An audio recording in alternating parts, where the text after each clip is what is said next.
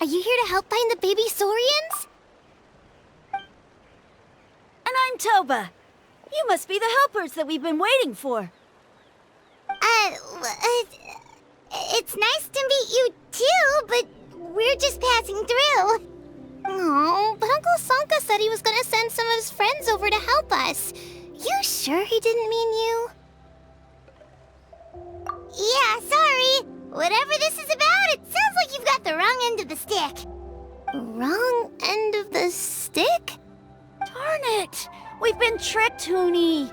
I should have known that Glasses Guy was a con artist. What are we supposed to do about the baby saurians now? Time's running out. It's okay, Hoonie. Don't worry. Why don't you tell us what happened with these baby saurians, huh? There's been a lot of unrest in the tribe lately, and my dad's saurian got injured. Her name's Nana, and she has 3 little babies. After what happened to Nana, her babies were so scared that they ran off and hid. I'm really worried about them, so I decided to go look for them. If Nana is your dad's saurian, why isn't he the one looking for them? My dad's one of the elders, so he's busy getting ready for Turnfire night. It's a really important ceremony, more important than this, anyway. I'm not supposed to be out here either, but I snuck out without telling him. I didn't think it would take very long, but then that guy we ran into made us tell him loads of stories, and it wasted so much time. Yeah, he was so selfish. He doesn't have a heart. It's all right. Don't let him get to you. We're here now and we'll help you because we care a lot, don't we, Traveler? They should be. I already managed to find their tracks, and it seems like they're hiding on the cliff. Really? Wow! Thank you so much, Miss Traveler and Miss Paimon. Awesome. You gotta be careful out on the cliffs, though. They're really steep. Even grown-ups have trouble climbing them.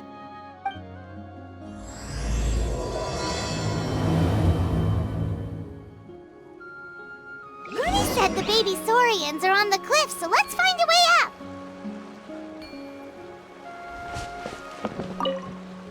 Good luck, and stay safe. We'll wait right here.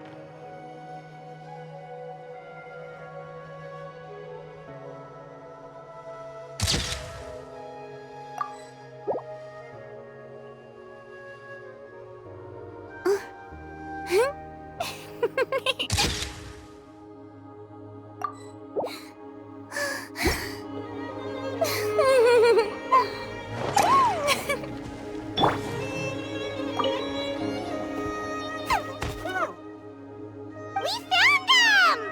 Wait, but what's that other... A how? Well, if it isn't the gruesome twosome who wormed their way into our servant circle of friends. Still awestruck from the last time we met? Would that be why you hastily scrambled up here to pay your respects the moment you saw us? I suppose we can't blame you. Such is the spell that our majesty casts on our minions. Very well. You heathens leave us no choice. The almighty Dragon Lord, Kahula shall grant you the audience that you seek. Come, pucker up. You may now kiss our feet. Wait, aren't you like Kenichi's sidekick? What the heck are you going on about? You're somehow managing to be even more annoying than the last time we met. Silence! Who are you calling sidekick? We are the Dragon Supreme, sovereign ruler of the Nation of Flame. We shall have you know that last time, were it not for Kenichi's earnest pleading on your behalf, you would have received not a single word of mercy. Oh, come on. You talk big, but Kenichi clearly has you under lock and key. That's great, Sovereign, to you. You dare invite the wrath of the almighty Dragon Lord, Kahula. You will burn in Turnfire for 1,000 years for your blasphemy. If you must know, our humble servant begged us to investigate an abyss incident near Hoytsidlan, and we chose to grant his request. Abyss incident? See this little lizard? Its mother, a medium-sized lizard, came under the influence of abyssal power. In her confusion, she attacked my servant's tribe, then assailed her own offspring. Yikes. So how is she doing now? She was but a lowly bug fighting against the power of the abyss. Naturally, she has departed for the Night Kingdom. Such a fragile creature. Apparently, she ended her struggle by leaping from a cliff. Leaping from a cliff? My dear anemic flying ant, as addled with questions as your head may be, please keep them to yourself and wipe that absurd expression off your face. We are the almighty Dragon Lord Kahula, not a wish-granting fountain. Anemic flying ant? Huge! Just you wait. Two can play at the ugly nickname game. We sense a faint abyssal energy. An evil sorcerer must be lurking nearby, but they are well hidden. If you encounter any suspicious outlanders, be sure to give them a robust interrogation. Suspicious outlanders? Wait, are you mocking us? Ha! How dare you cast aspersions on your ruler, heathen! You're just lucky that our servant has such vile taste in friends. Otherwise, we would beat you black and blue, and then purple, then black again! If you're not here to kiss my feet, then get out of my sight. Do not impede the work of the almighty Dragon Lord, Kahula. Potty mouth on that guy! I'm on his furious! Still, good to know about the abyss threat, huh? Wasn't expecting that. Let's not get sidetracked.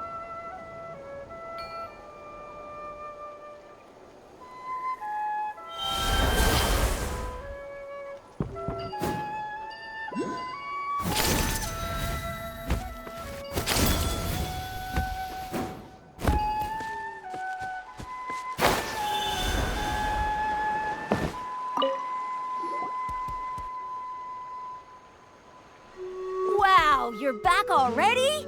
That was so fast. I'm so glad that the babies are all right. Thank you both so much. Now we can finally go home and stop worrying about them. You're welcome. Piece of cake. You're not from Natlan, right? because your clothes look different than ours. Hey, you must be tired after all that climbing. You should come take a rest at my house. Yeah, please come. I promise you'll get a big Scions of the Canopy welcome. We love having guests, and you're really nice people. Not like Glasses Guy. By the sound of it, Glasses Guy wasn't from Natlan either, right? Uh-huh. Well, his clothes sure weren't. You know what? Now that I think about it, there was something really fishy about him. Really? Maybe he was the suspicious outlander that Ahau mentioned.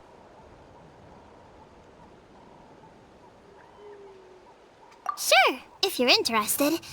Oh, let me think. How did the conversation go again? Oh, please, mister. I've told you so many stories already. When are you gonna help me find the baby Saurians? Just one more story. One more, I swear. Why don't you tell me more about that ball of fire? I heard that there was a huge transparent ball of fire that used to burn 500 years ago, 1,000 years ago, maybe even further back than that. Oh, you mean Turnfire. That's where the ancient name Mollypo comes from. Oh, wow. So it was the origin of an ancient name. That's impressive. Uh-huh. There's a story behind every ancient name. The legend goes that the Turnfire first appeared in the era of the Grand Alliance. It was used by the tyrant Och Khan to rule over Natlan and oppress anyone who opposed him. Turnfire is different from normal fire. If you get set on fire with it, you'll feel horrible burning pain from behind you, but you won't die from it right away. And whatever you do, you mustn't turn back to look at it. Why? What happens if you turn back? As soon as you turn around, poof! You get burned to a crisp. Well, good golly gee. I mean, it's one thing to singe someone's clothes, but burning people alive? That is a big no-no in my book. Right? How nasty is it to burn someone from behind and not even let them turn around to look? Och Khan really was an evil tyrant. Yes, shocking behavior. Now, let me guess. Eventually, a valiant hero came to save the day? That's usually how these stories go. Good guess, Uncle Glasses. Seems like you really know your stuff. The hero was called Yupanqui. He's the ancestor of our tribe. Yupanqui was friends with Och Khan the tyrant, and also Yupanqui, the first Pyro Archon. He was working as an ordnance officer for the Grand Alliance at the time. He didn't like how Och Khan was such a cruel tyrant, so he stole the Turnfire and threw it at the Och Khan's army. The soldiers couldn't defend against it, and they all got turned to ash. And that's how our ancestors set our people free. But just as he was about to leave the city, he thought he heard Och Khan calling out to him from behind. It caught him off guard, and he turned around to look. But Och Khan wasn't there. All he saw was a city burned black, an army in ruins, and giant flames reaching up into the sky. A split second later, the flames he saw burst out from inside his eyes and swallowed him up. All it took was a single glance. As soon as he looked back, he was burned to a crisp. The question is, was this the price he paid for stealing the Turnfire, or the price of turning back? Nobody knows the answer. But the fire that consumed Yupanqui burned more fiercely than any other. It burned for 100 days until it burned a hole right through the ley lines.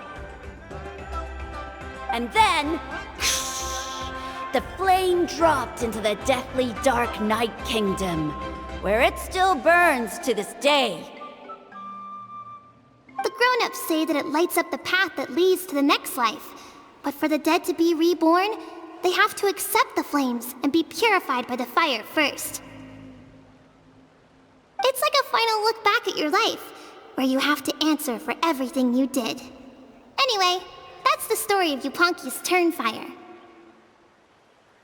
Ah, a fine parable indeed. So, is it true?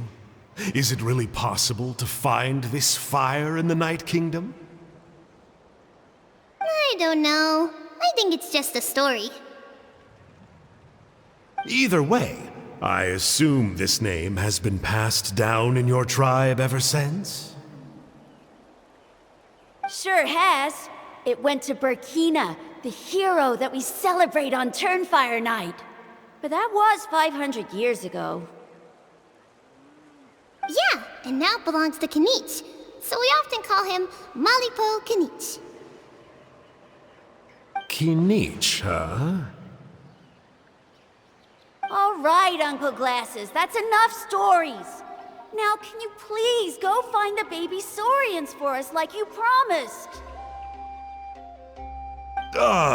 I would, but doesn't the legend of the Turnfire teach us not to look back? Let's not go dredging up the past.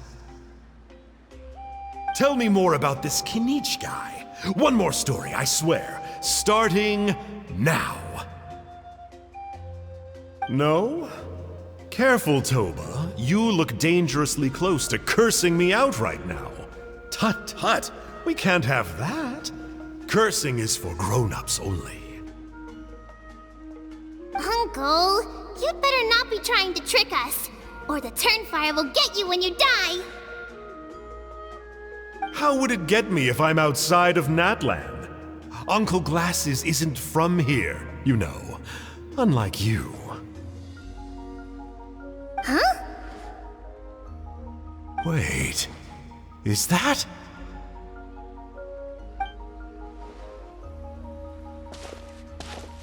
All right, kiddos. I'm a man of my word. 2 of my friends are on their way here, and, yeah, they'll help you out on my behalf. Work them like dogs, okay? That's what they're here for. Don't go easy on them just for my sake. Really? Well, first, can you tell us your name? We met at the foot of this cliff, so beneath the peaks, let's go with Sanka. Seriously? If you don't believe me, turn around and see for yourselves. They're right behind you. Huh? Where? Oh, wait! Uncle Sanka, where did you go? Yeah, definitely a fishy character. It sounds like he was digging for info about the ancient names. Yeah, and not only that, but he betrayed us too. He'll pay for this. All he got out of us was some stories, though. What's the worst that could happen? Traveler, maybe we should go tell Kanich about this. Ahau says he's investigating it, but he's a bit of a loose cannon. We probably shouldn't take him at his word. Huh? You know Kanich? Not very well, but we have met him before, and one time we had a meal together. Aw, man, I'm so jealous. I never even spoken to him. He's so cool. He's the Saurian hunter, and he has a really awesome ancient name. Me neither. I don't think my dad really likes him, though. He always tells me to stay away from him. Probably because of that little creep he always hangs out with. He's nasty, and he's so full of himself. Oh, the creep who calls himself Kahul Ahau? Yeah, we've had the pleasure of meeting him too. He sure loves pushing people's buttons. Exactly. I don't know why Kanich partnered up with him.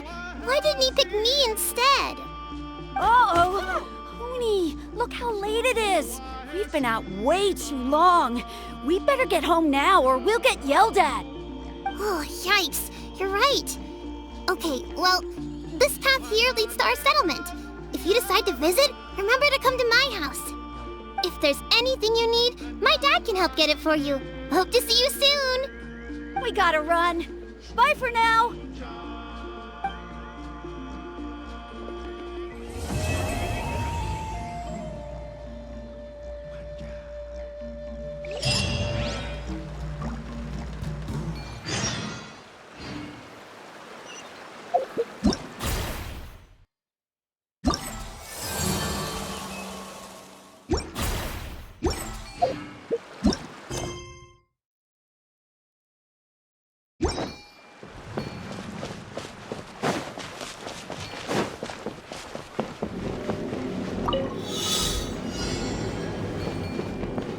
Spring forth!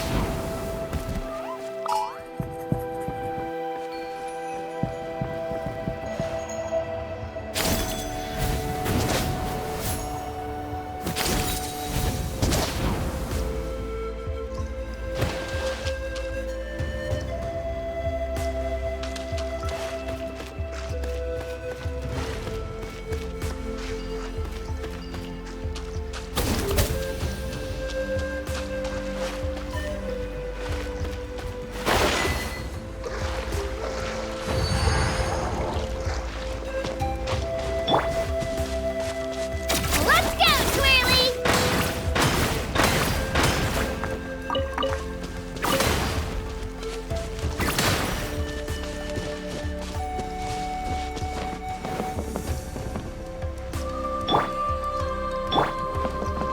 Strike a pose!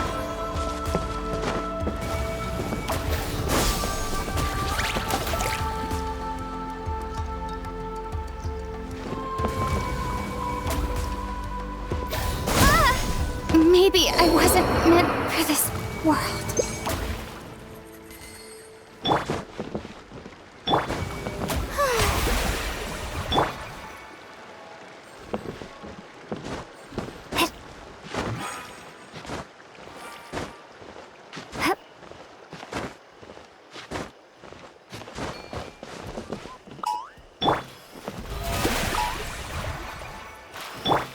Faster!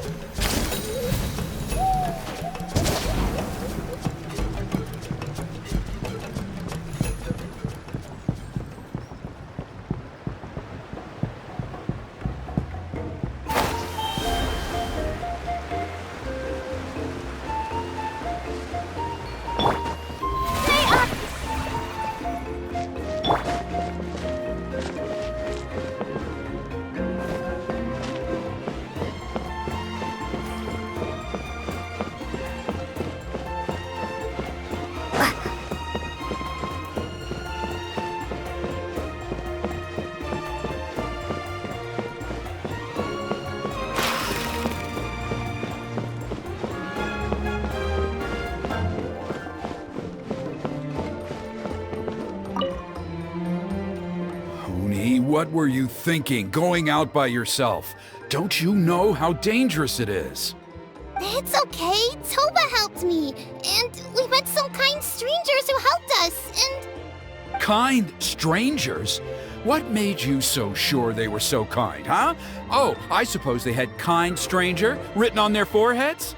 Yeah, actually, they did. In big, bold letters. Don't talk back to me. The Mountain King problem still hasn't been solved. What would I do if I lost you too? No dinner for you tonight. They were good people, Dad. Dinner or no dinner. Hello again, Huni. It's Miss Paimon and Miss Traveler. Dad, it's them. They're the ones who helped me. And I promised we'd take care of them if they came to visit. Oh, so you're the kind strangers. Well, I'm Trinidad. Apparently, you helped my daughter today, so if there's anything you need, just ask. As an elder of the Scions of the Canopy, I've got some influence around here. Now, I trust that you're sensible people who know better than to take advantage of their host's generosity. 1 million mora! At least you're a straight shooter. I can respect that much.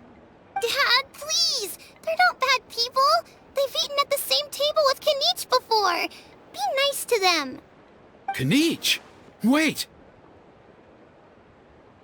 I heard that 2 mysterious travelers from afar showed up at the Stadium of the Sacred Flame. Are they you? And Paimon's the other! I do apologize. A lot's been going on in our tribe lately, and I suppose the pressure must be getting to me. I can't believe I was so rude to you. I feel ashamed. We got off on the wrong foot. Can we, start over? Oh, now we're talking! Seriously though, don't worry about it. Already forgotten. We're just happy to see Huni got home safe and sound. Oh, you just arrived, I take it, and it would be my honor to give you a hero's welcome tonight. Careful now, that's quite an about face. We've heard that kind of thing can lead to spontaneous combustion around these parts.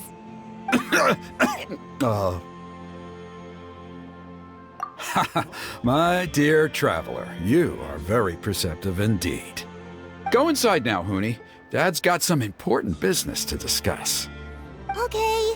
Look after Miss Traveler and Miss Paimon. They're very special guests. Well, we'll hear you out, but we can't make any promises. promises that we'll be able to help.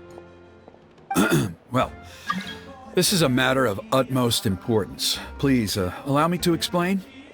For many years, our tribe has celebrated the Turnfire Night. It is a traditional ceremony among the Scions of the Canopy in which we remember our ancestor, Burkina, and his companion, Kangamato, the Mountain King. Burkina was a hero who bore the ancient name Malipo, and Kangamato was a powerful Yupanqui warrior.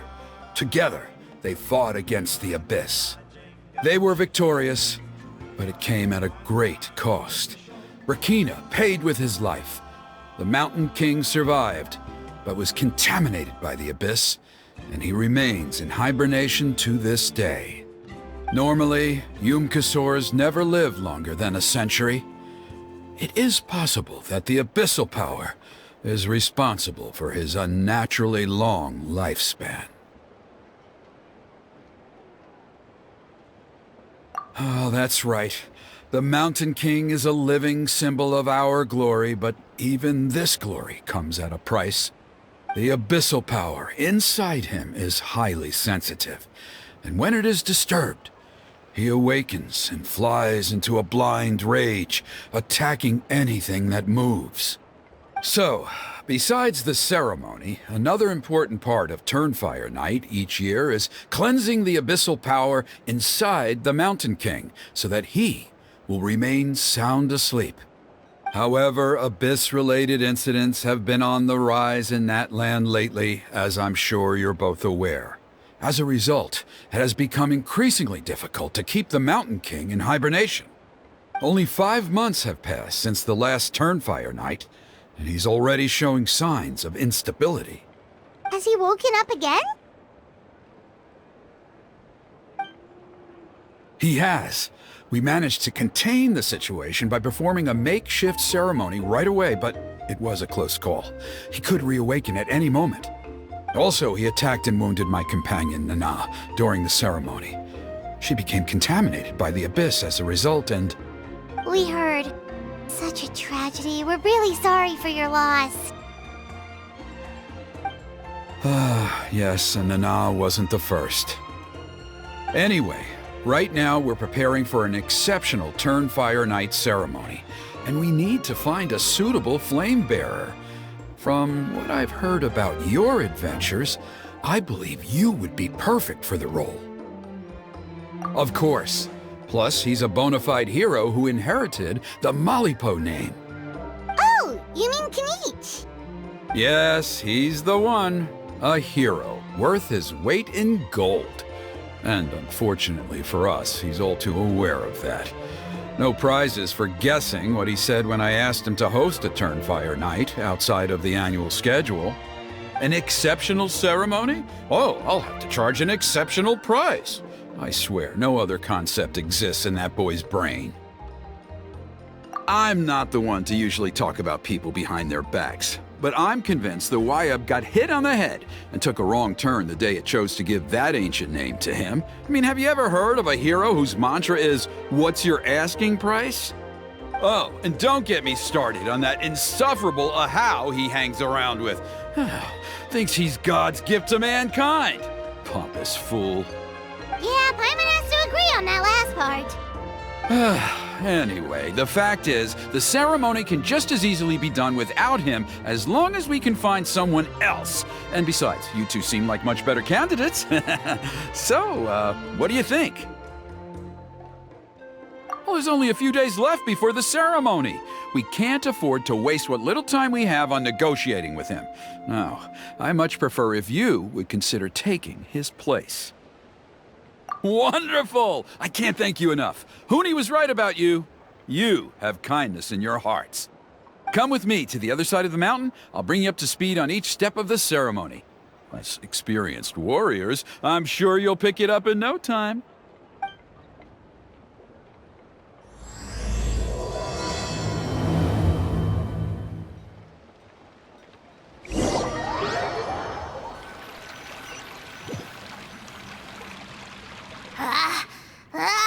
Achoo!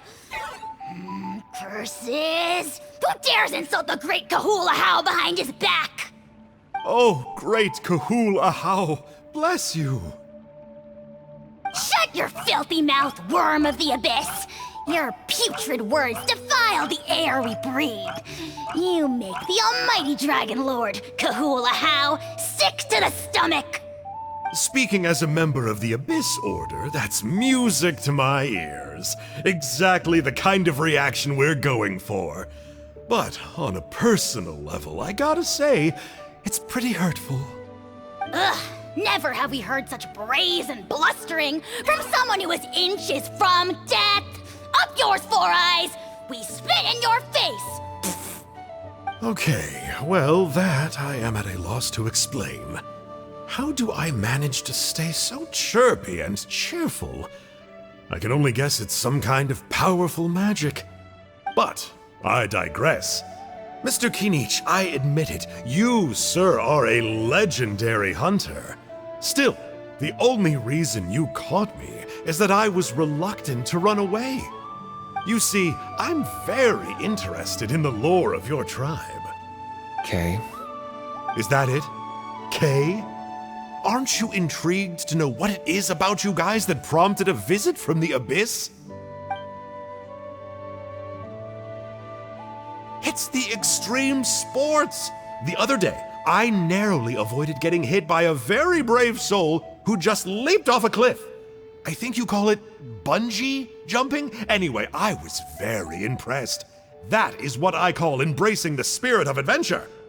Look, I even did a painting inspired by the bravery and freedom of the scions of the canopy.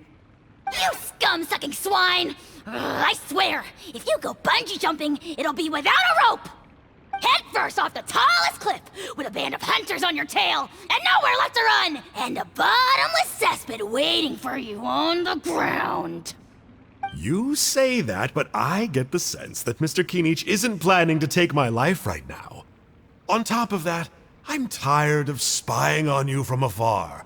So why don't we just negotiate a comfortable operating distance that works for both of us?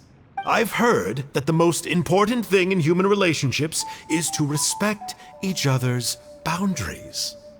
What do you say, Mr. Kinich? Or you could tell me what it is you're really after. What? And then I'll name my price.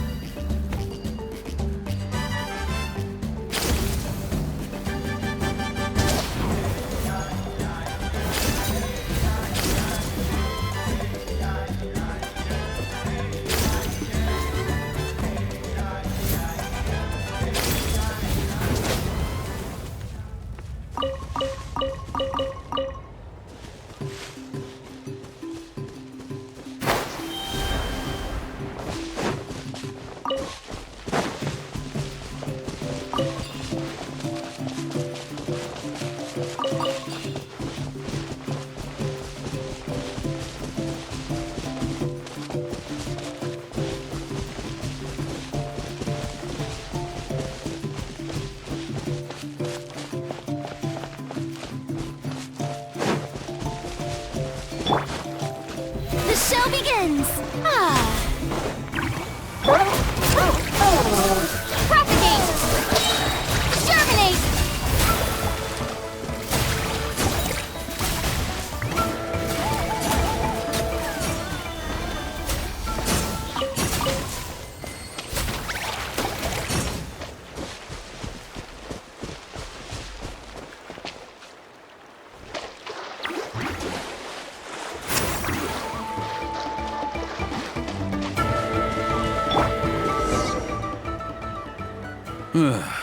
The abyss contamination is back. No surprises there. No doubt that explains the Mountain King's recent activity. See those torches over there? Those are the Sacred Flame offshoots that we requested from the Stadium of the Sacred Flame. They contain the power of the Pyro Archon. Are you saying that the Sacred Flame and the Turnfire are the same thing? Well, for ceremonial purposes, at least. Sending someone to the Night Kingdom to retrieve the legendary Turnfire isn't exactly an option. More to the point, though, the Sacred Flame is able to burn away abyssal filth, so that's why we use it in the ceremony. Gotcha! So basically, we just need to clean up the filth with the Sacred Flame. Well, that's one part of it, yes, but the complete ceremony is a bit more complicated than that. First, the flame bearer must collect a kindling of the sacred flame from the starting point, then use a grappling hook to fly up into the sky and light each of the sacred flame pillars. Then, they must go down into the canyon, all the way into the cave where the Mountain King slumbers, lighting braziers and the final altar along the way. The most skilled flame bearers can accomplish all of this without touching the ground once. As much as I hate to admit it, Kanich is capable of this. Wow! He can do all that flying without ever falling to the ground? Well, of course Paimon can. It'd be much harder for you guys. Well, don't worry. It's not a requirement of the ceremony. You're allowed to touch the ground. The only thing you're not allowed to do is turn back. The flame bearer must always keep moving forward. You can't skip a pillar, then come back to it after lighting the next one. To do so would be to disrespect our ancestors.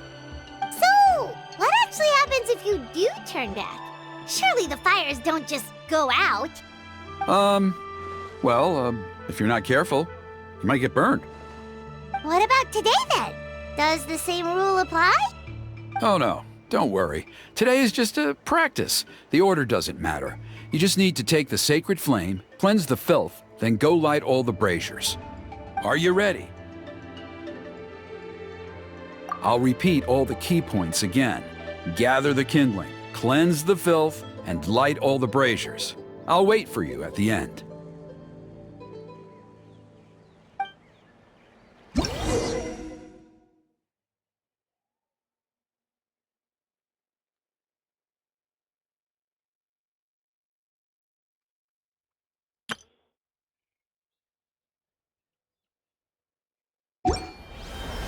Tea parties are a must for the well-mannered. Alright, let's use this kindling to complete our mission. There's abyssal filth over there. Let's burn it away with the sacred flame.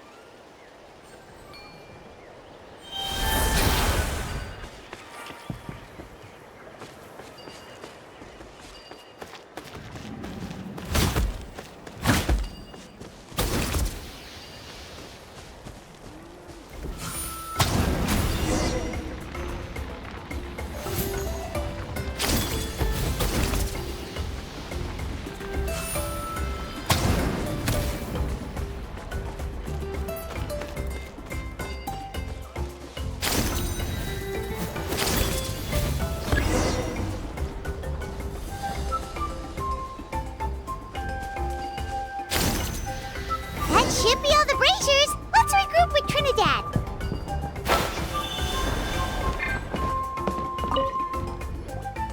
I knew I was right about you. You have outperformed all of the other previous candidates. If there was an ancient name for outstanding flame bearers, I'm sure the Wayab would consider you for the honor. Yeah, although it would probably take Paimon quite a bit longer. All right, now there's still a few days left until the ceremony, and I should probably get back so I can inform the chief and the other elders that I have found the flame bearer we need. Oh, you mean they've still got to sign off on it? Some of them are still hoping we can come to an agreement with Kanich, but that's only because they haven't seen you in action. Still, I'm the one responsible for securing a flame bearer, and my recommendation is you. Just for Paimon's own peace of mind, are you sure it's not going to be a problem having Outlanders take on such an important role in your ceremony? See that place over there? There was a time, long before the age of Burkina and the Mountain King, when we, Scions of the Canopy, called that our home. After a period of upheaval, our ancestors were forced to move away. Now, it has become a place where our youths go to develop courage and kindle a spirit of adventure. If we fail to keep the threat posed by the Mountain King at bay, it might not be long before we have to move again and find a new home. So, to answer your question, I think everyone will agree that you are the right choice. Fair enough. Desperate times call for desperate measures. I'll need you to drop by my place at some point before the ceremony, if that's all right. There are still a few final details that we need to discuss. Okay, see you later then. You have my gratitude.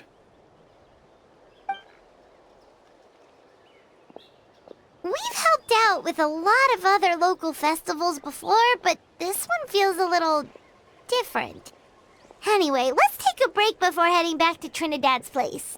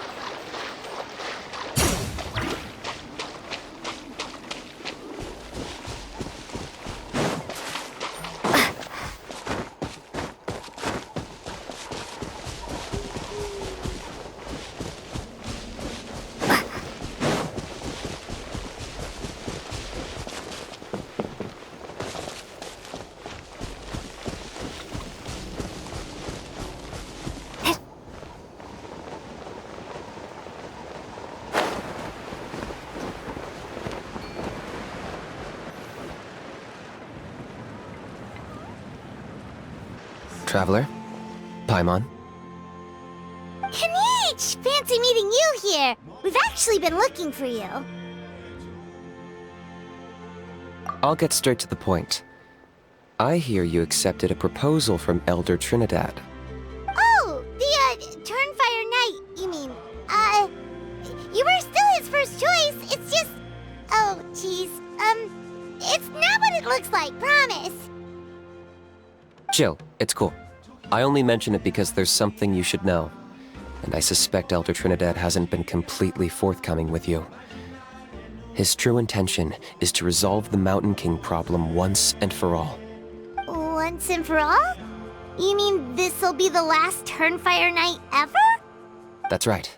He wants to use you to send the Mountain King to the Night Kingdom. To the Night Kingdom? You mean... To his death. Whoa! Are you serious right now? You shouldn't go blurting out accusations like that. It could get you in trouble. Too blunt? Okay. I'll phrase it more gently. There is potentially a possibility that Elder Trinidad may be hoping that during the course of the ceremony, you kill the Mountain King dead. But that's ridiculous. He told us the Mountain King is a living symbol of your tribe's glory. And that glory comes at a price. Oh, that's right. The Mountain King is a living symbol of our glory, but even this glory comes at a price. Ah, yes, and Nana wasn't the first.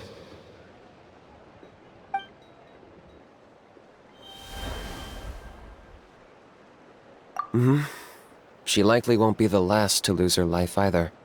Still, is killing the Mountain King really the only way? It seems so extreme. The Mountain King is a unique case when it comes to abyssal contamination. It's eaten away at him for so long that it has consumed him entirely, and the damage is irreversible. That evil power has both driven him insane and kept him alive over the centuries.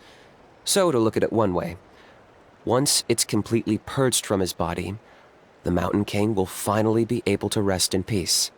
In past ceremonies, we've only purged around half of the abyssal power. This was to strike a balance, to keep him alive, but also keep him asleep. Trinidad didn't say anything about how much power he wanted us to purge, but he did say there were some more details to go over before the ceremony. Then it sounds like you'll know for sure soon enough. If he really asks us to kill the Mountain King, what should we do? I know this must come as quite a shock, so I suggest you act like you didn't hear anything for now. But would you have time to visit the chief after your meeting with Elder Trinidad? I'd like to make a deal with you. What kind of deal? One that comes at a very reasonable price. I'm sure you have plenty of other questions, but we can talk more later. Good. See you soon.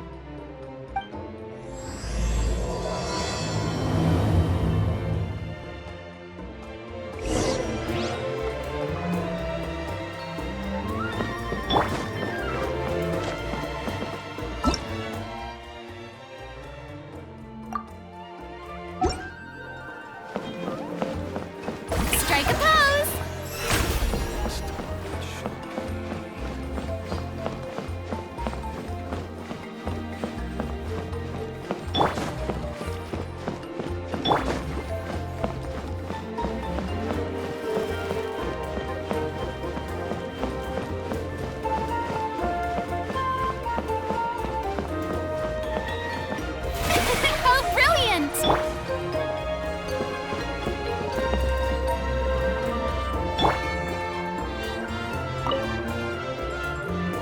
Mighty Outlanders, you have returned. Did you have a good rest? It was, pretty good, yeah. Glad to hear it. Things are progressing very smoothly on my end. Many of the elders have heard of your heroic deeds, including the chief. They all speak very favorably of you. There are still those who insist that the ceremony should be performed by the bearer of the Malipo name. But they're just stuck in the past. We need to move with the times. Plus, Kanish doesn't want to do it anyway. Exactly. So, now, it's time for us to discuss the finer details of the ceremony. We covered the fire lighting part of the proceedings yesterday. The next part is the purification of the Mountain King. It's quite simple. You just need to use the sacred flame. We've done it plenty of times before, and it's always very routine. I'm sure you won't have any problems. One point I'd like to stress, though, is that you need to burn away as much of the abyssal energy as you possibly can. The more we dispel, the longer the Mountain King will remain asleep. Asleep, huh? Precisely. In previous years, the Flamebearer has often been unable to dispel a sufficient amount of abyssal energy. That's the only reason why we have to perform the ceremony on a regular basis. But I understand that you have a lot of experience fighting against the Abyss, and you seemed to wield the sacred flame quite effortlessly yesterday. With your help, I'm optimistic this time we can dispel all the remaining abyssal energy from the Mountain King's body, freeing us from this ever-looming threat for many years to come. Traveler? So this doesn't faze you at all, huh? You clearly have a lot of confidence in yourself. If that's all you really need to know, the ceremony's in 3 days. I'll come and fetch you when we're ready. In the meantime, feel free to take a look around our settlement. It would mean a lot to the elders if you got to know some of our people. And if you wouldn't mind helping them out with a few errands here and there, that would be even better. So now we have extra errands to run? Maybe we should add a little extra to the price. Just a humble suggestion, that's all. It will help you gain the respect of our people, and as a mighty hero, I truly believe that's what you deserve. I'll be sticking around for the next few days, so if you have any questions, you know where to find me. Seems like Kanich was right. We should go meet up with him right away.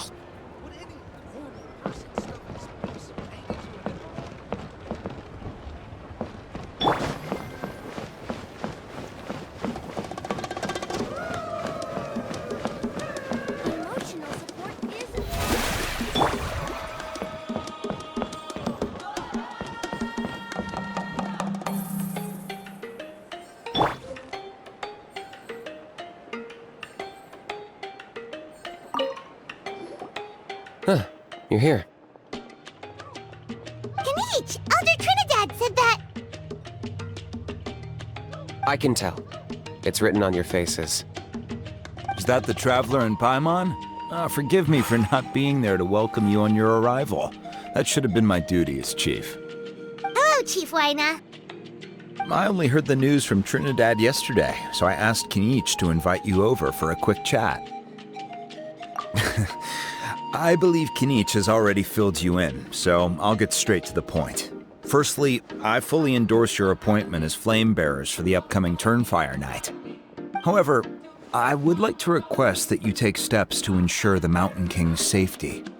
Every child of our tribe grows up hearing the tales of our heroes, from Yupanqui the Firebringer to Burkina and the Mountain King who fought against the Abyss.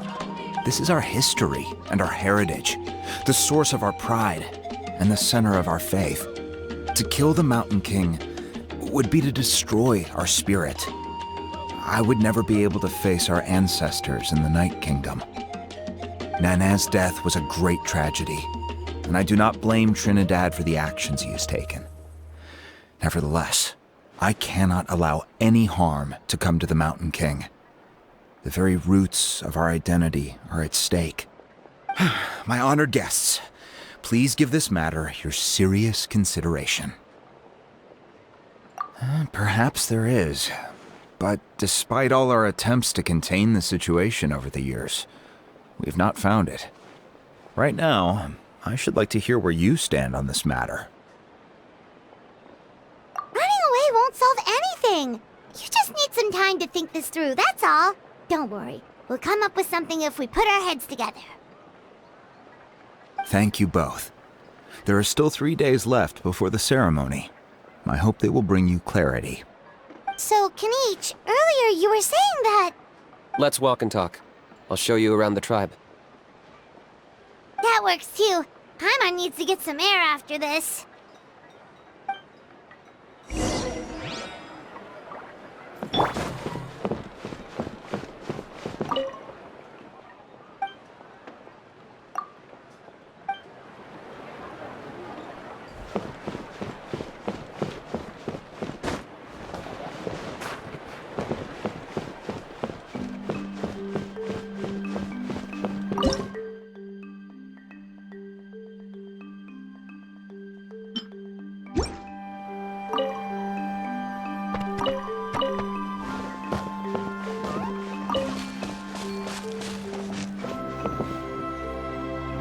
Kenichi, Paimon finally understands why you turned Trinidad down. You knew what he was planning, didn't you? That's why you didn't want to be the flame bearer this time, because it's a double-edged sword. The whole Mora thing was just a sneaky excuse. Double-edged sword is right. But my response wasn't merely an excuse. To solve this exceptional problem, an exceptional price must be paid. I'm working on it. Really? Well, come on then, let's hear it! In a moment. Didn't you have a question you were about to ask me? Oh yeah. What was it again? Oh, right! We need to talk about how he's completely unhinged. I agree that he has a problem. He needs disciplining, so I hired him a teacher.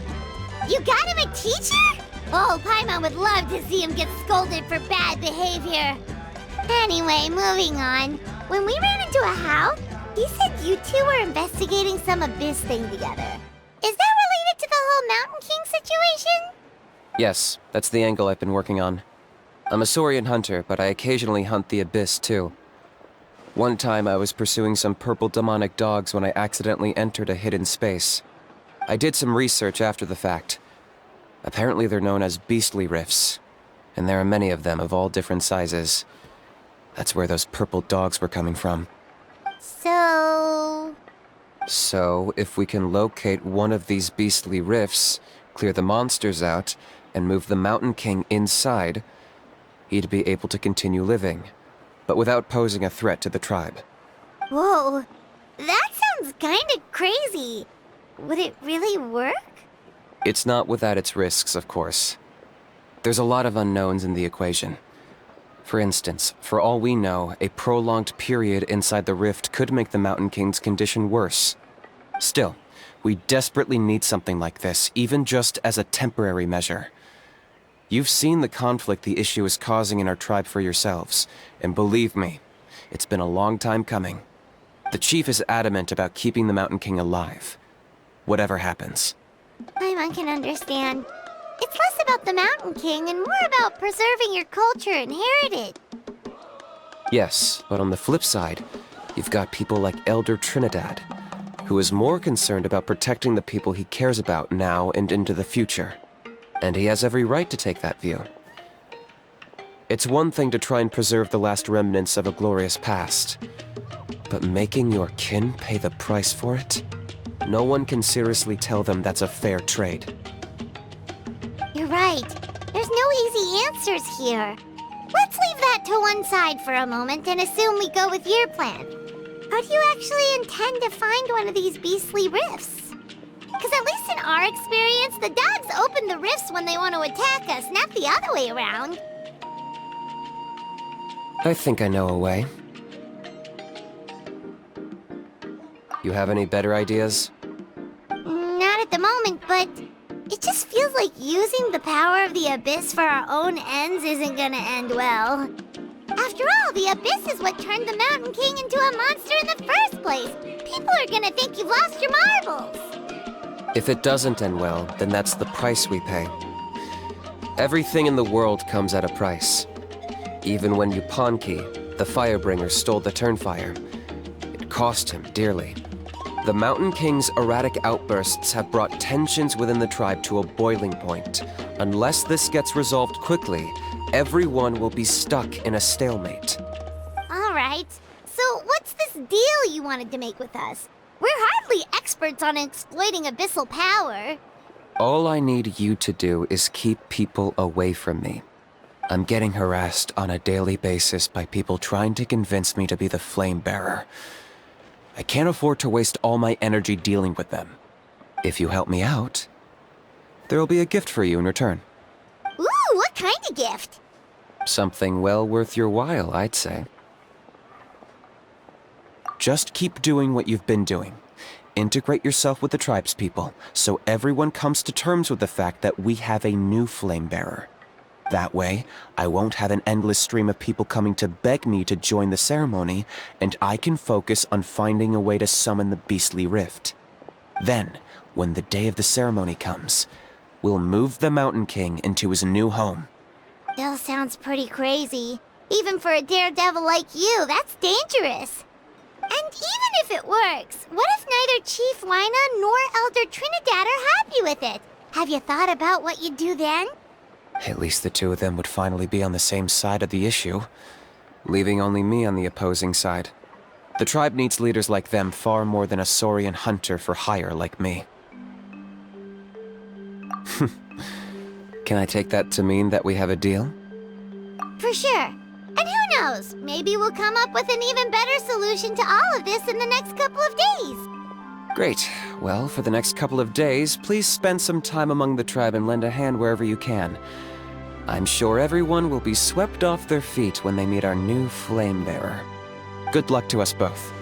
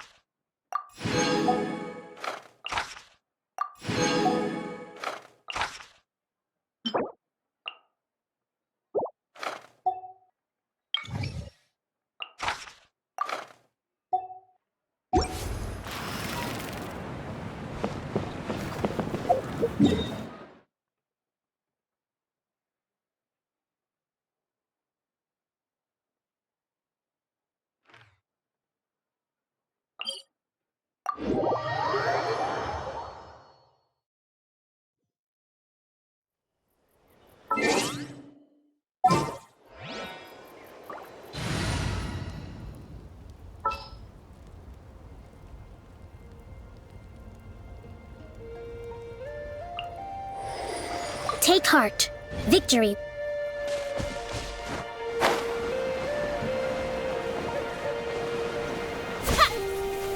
All right, let's finish this fast. Rest and rebuild! Check this out! Best of luck!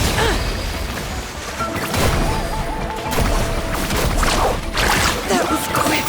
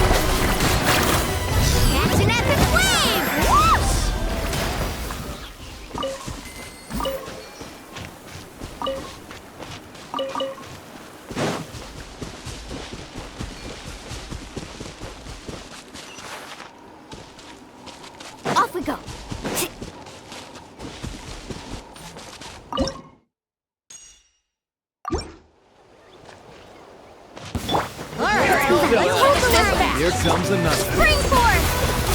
Let her rip! Woohoo!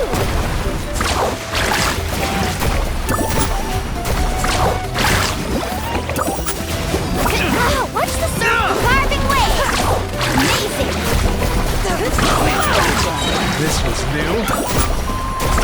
Woohoo! Let's shred, Sharky! Drilling down! Ha! Scatter! Covenant of the Deep! Boom! About that... Allow me! Propagate!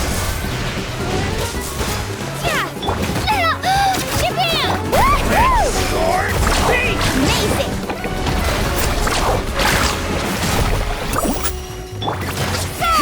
Boom! Scatter! Hold the line! Woohoo! Boom! Yeah! Ho! Catch an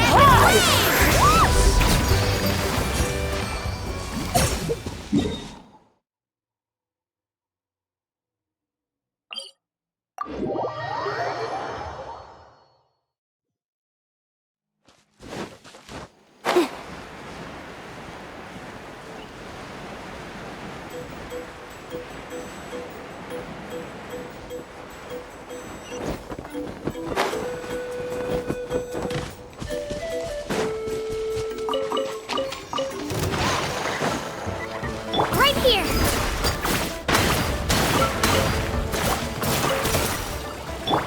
Ha! Propagate!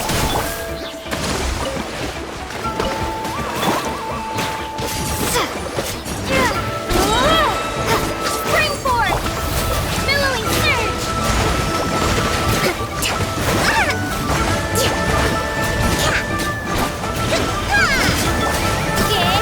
back!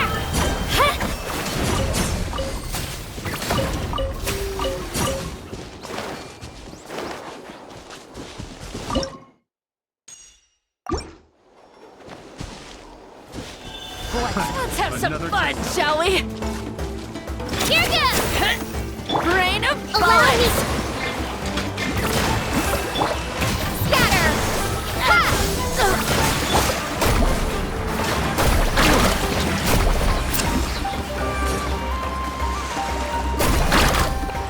Check this out!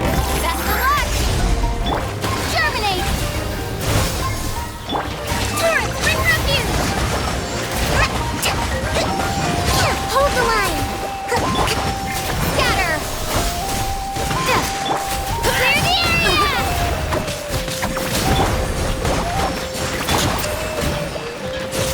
Propagate! Let her rip! Slip, slide!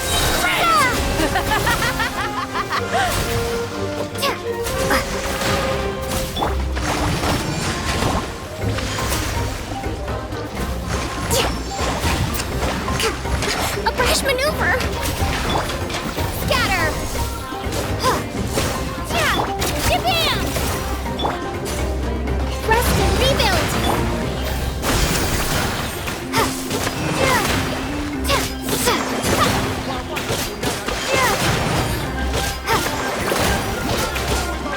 Propagate!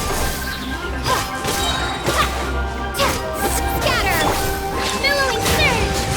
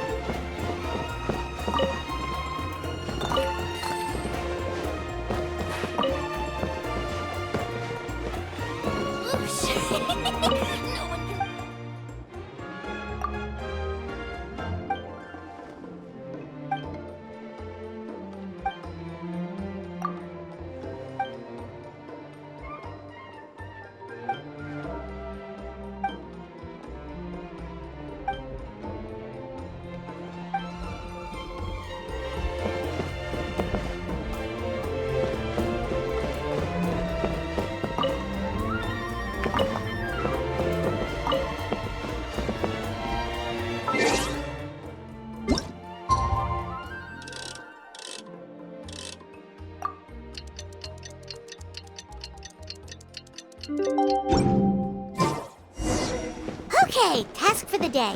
Meet the tribespeople and take some heat off of Kenichi's back.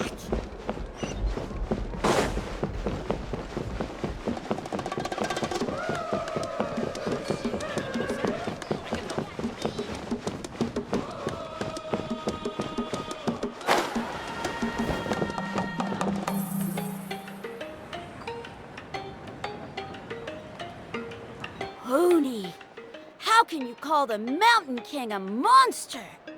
Because he hurt a lot of people, and look what happened to Nana. But it wasn't on purpose. The Mountain King is sick, that's all. He's been hurt by the abyss. That's true, but the fact remains that he's now a threat to all of us. How can you be so harsh to someone who's sick? If you don't take back what you just said, I don't know if we can carry on being friends. Toba, Kuni, what's wrong? Hoonie's saying nasty things about the Mountain King. It's not right. He's our hero. Once upon a time, maybe, but not anymore. Yesterday, maybe, but not anymore. Toba? Fine. I guess my dad is right. Things change, and you just have to accept it and move forward. As of today, our friendship is over. There's no going back. Oh, come on, cut it out, you two. We have some great news to tell you. The Traveler is gonna be the flame bearer for the next Turnfire night. She's gonna do a beautiful ceremony and cure the Mountain King's illness for good. What? Really? So that's what my dad wanted to talk to you about? To be fair, from what we saw the other day, you are pretty good at climbing cliffs. Probably just as good as Kenich. Wait, speaking of Kenich, where even is that guy? Oh yeah, good question. Is he not coming to the ceremony anymore? We can get him to come, but if he catches you two fighting again, he won't be happy. He'll be sure to give you both a piece of his mind. No, we can't let that happen. I've never even spoken to him before. I can't afford to make such a bad first impression. I didn't mean to argue with Toba. All I said was that the Mountain King has done some pretty bad things. He was the one who turned it into a fight. Yeah, if you weren't friends, there's no way Toba would have come to look for the baby Saurians with you. All right. Well, because it's the Traveler and Paimon and Kenich, I'm sorry, Toba. I'm sorry for all the mean things I said about the Mountain King. Dad just really misses Nana, and I was really upset that she's gone, too. Huh? Oh. I shouldn't have spoken to you the way I did either. It wasn't very nice of me. For the Traveler and Paimon, Kinich, and for Nana. I'm sorry too, Huni. That's more like it. Now you're best friends again. Guess so. Toba, if I ever say something mean about the Mountain King in the future, I'll make sure I say it to someone else, and not you. I'd better go buy some colored cloth for my dad now. He needs it for Turnfire night. Let's play again some other time. See you, Toba. See you, Traveler and Paimon. Okay. I'll head home as well then. See you next time. Okay, take care, you two. Even though they said they're sorry, it looks like their friendship isn't as strong as it was before. Let's just hope we can solve this once and for all. Come on, let's move on.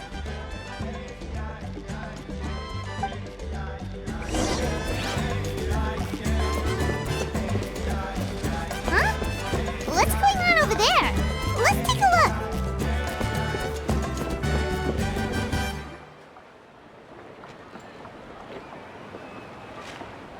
Hey there! What's happening here? A rehearsal for the Turnfire night dance. Ooh, there's a dance involved? Paimon wants to learn too! You don't know it? Ah, I guess you're not from these parts, huh? It's rare to see a new face around the tribe these days. I thought everyone would be keeping away. Why do you say that? Because of the Turnfire night, of course. The Mountain King could wake up at any time. That's why we're holding an emergency ceremony. This isn't one of those fun and games festivals. For outsiders, it might even be a little dangerous. Well, did you know that the Flame Bearer this time is actually gonna be an outsider? Oh, I did hear about that. It's a first for sure.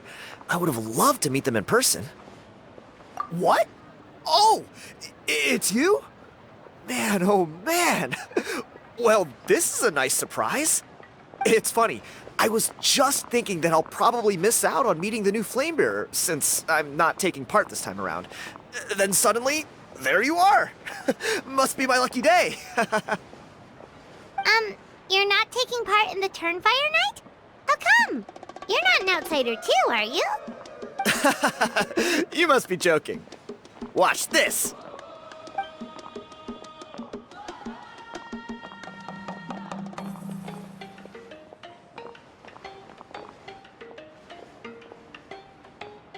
Not bad, right? Yeah, I'm considered one of the better-looking guys who dances beneath the pillars of the sacred flame. Been doing it a few years. Always gets the ladies out to watch. Oh, very impressive. So why'd you quit? Well, I feel like the whole Mountain King situation is getting more and more precarious. It's just not safe here anymore. One of our elders' Saurian companions even lost her life not long ago. The question is, what are we gonna do about this in the long term? But our leaders don't have any answers for us. They're probably too busy fighting about it amongst themselves. The way things are going, it's only a matter of time before it gets violent. So I figured, you know what? Now's as good a time as any to get away for a little while. Go do some exploring. You look a little disappointed. Disappointed? Nah, it's a great opportunity to go see the world. As every male scion of the canopy knows, wherever you are and wherever you go, the only way is forwards. We take pride in that. I won't forget my roots.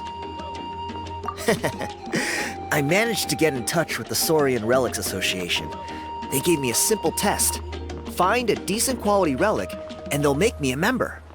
What's the Saurian Relics Association? You've never heard of it?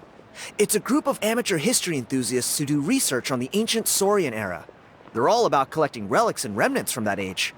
Speaking of which, the guy who was Flamebearer before you, I've heard that his Saurian buddy comes from that time. A how? A how's a relic from an ancient Saurian civilization? Oh, yeah, him. So you know those two already, huh? Then do you know how they met? It was deep inside some mysterious ruin, and they signed a contract there. The association folks say that the kind of contract usually comes with a huge hidden cost. Really? That sounds ominous. Who knows? But if it's true, Kinich can probably handle it. He knows what he's doing with weighing up contracts and costs and stuff. I doubt he'd make a contract that doesn't benefit him. Strangely enough, I actually happened upon a strange mural a while back, and it looked to me like it was depicting a Saurian and a human involved in some kind of Saurian-era contract ritual. Oh, does that count as a relic then? You bet it does. I was all ready to go take a picture of it and use that as my entry ticket to the association. But after all the abyssal activity recently, I heard that area's been overrun by monsters. The best laid plans, huh? I'll just have to wait and see if things improve. Or... you look like you know your way around a fight. I don't suppose there's any chance you'd be able to help? If all you need to get is a picture, that should be pretty achievable, right? The Traveler deals with monsters all the time. It's a piece of cake. Wait, you're seriously gonna help me out? Come on, it's no big deal. Compared to some of the things we've been roped into before, this is nothing. Pyro Archon above, you two have hearts of gold, you know that? You're the kind of people who could dive into the Turnfire deep in the bowels of the Night Kingdom, and it wouldn't burn a single hair off your head. Of course it is. All right, come with me. I'll show you the way.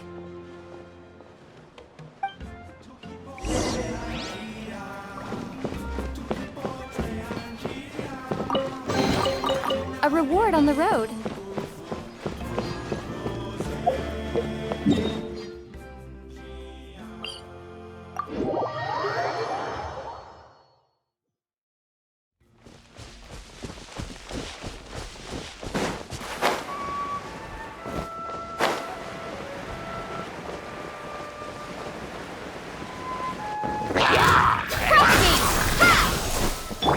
Allow me.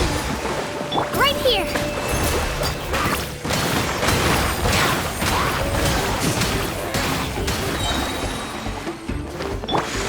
Scatter.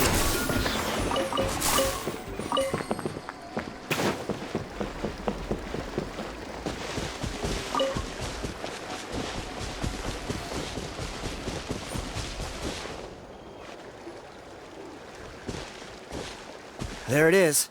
It's inside these ruins. As you can see, the place is crawling with monsters. Alrighty then. Stay back and take cover, Tiago. This could get dangerous. We'll take care of them. Great minds think alike. I'm not about to cramp your style.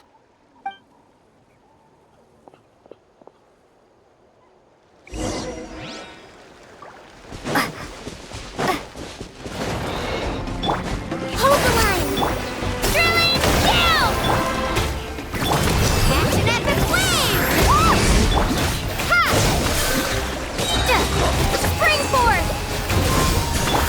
Covenant of the Deep.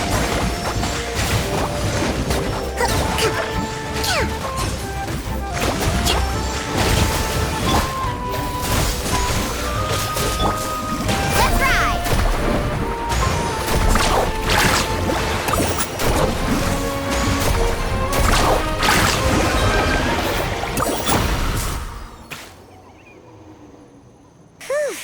That should be the last of them. It's a good thing Tiago had the sense to stay in his hiding place, or things could have gotten really hairy for him.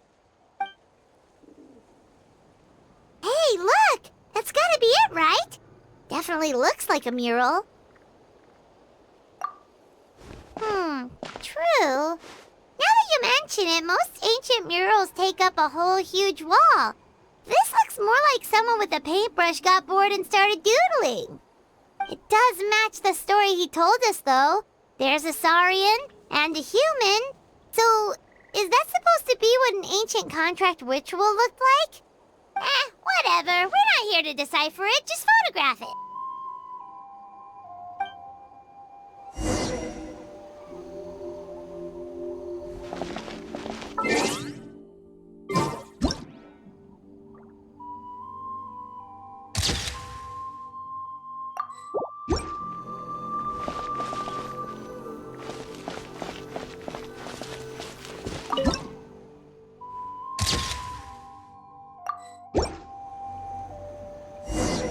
That's a wrap.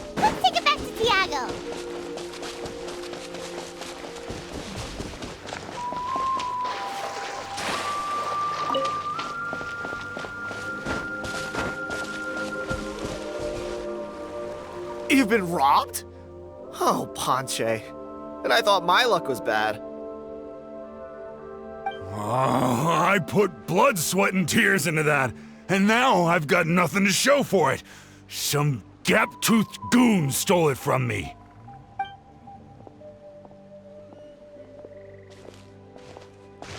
Tiago, is this the picture you were looking for? Let me take a look. Yep, that's the one. Pyro Archon above, you two are superhumans. Hey, Ponche, come and say hi to these guys. They're gonna be the new flame bearers, and they're tough as nails. Wait, are you the Traveler and Paimon? Huh? You already know each other? I don't think so. My nephew Toba's been telling everyone about you. He says you're crazy strong, super friendly, that you helped him out, and that you're gonna be our flame bearers this Turnfire night. Oh, so you're Toba's uncle. Great to meet you, sir. Sounds like we managed to make a bit of a name for ourselves. Toba's not wrong, my friend. These two are honestly some of the nicest, most genuine people I've ever met. Everyone speaks incredibly highly of them. Seriously. If you're comfortable telling them about what happened, I guarantee you they'll sort it out in no time. Really? All I want is to get the fruits of my labor back. Allow me to explain. Ponche is a well-known scholar within our tribe, author of the widely acclaimed book, Yupanqui's Turnfire. Unfortunately, the book was stolen by a treasure hoarder a few hours ago. I spent years of my life researching that book. I visited every last ruin, interviewed every descendant of every hero in our history. On the word Malipo alone, I covered at least 5 different interpretations of the meaning based on accounts from different villages.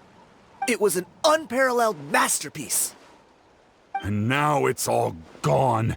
That little goon ambushed me during my morning walk. He snatched all of my belongings, including my entire manuscript. That book was everything to him. It's like they robbed him of his soul when they took it. Look at him. Lost and listless. He's a shell of the man he was. Dear honored guests of our clan, I am but a helpless old student. If only for Toba and Tiago's sake, please help me, I beg of you. See what I mean, Ponche? Now you've run into these two, your luck's about to change, big time. I don't know if he's still there, but come on, I'll take you.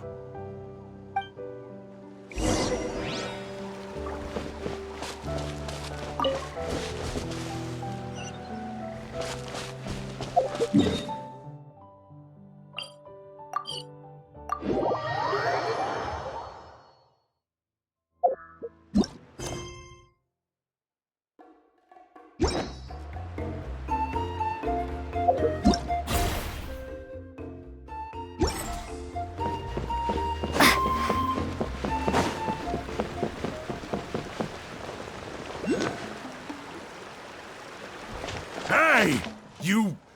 You thieving rat! Give me my things back! What do you want now, you old bum? God, you're a waste of space. Prepare to get shoved butt first into a tree hollow.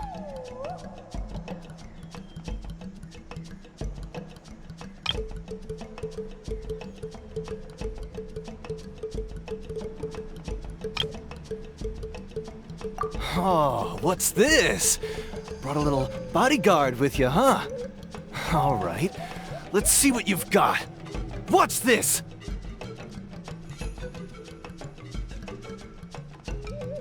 Eat dirt, suckers!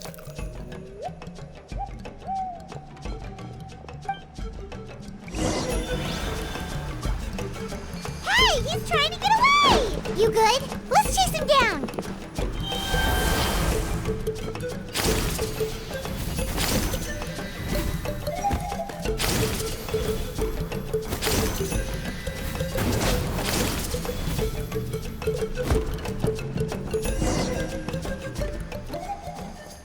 Stop, please!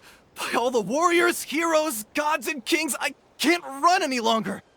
Please, I don't have your stuff anymore. Have mercy! Oh yeah? Well, where is it then? I threw it away! You threw it away? The old bum's bag didn't have a single mora in it! Just a tatty old book, worn out pens, and some old rags. All that time lying in wait was for nothing. I was so mad, I just threw all of it away. Is that really the truth? Okay then, where did you throw it away? The same place you found me. Look, I swear on the Pyro Archon it's the truth. May all my worldly possessions be turned to ash by Turnfire if I'm lying. Okay, that's a pretty strong oath. What do we do now? It sounds like he's telling the truth. Right. Let's hope nobody gets to the book before we do. We'll never get it back then.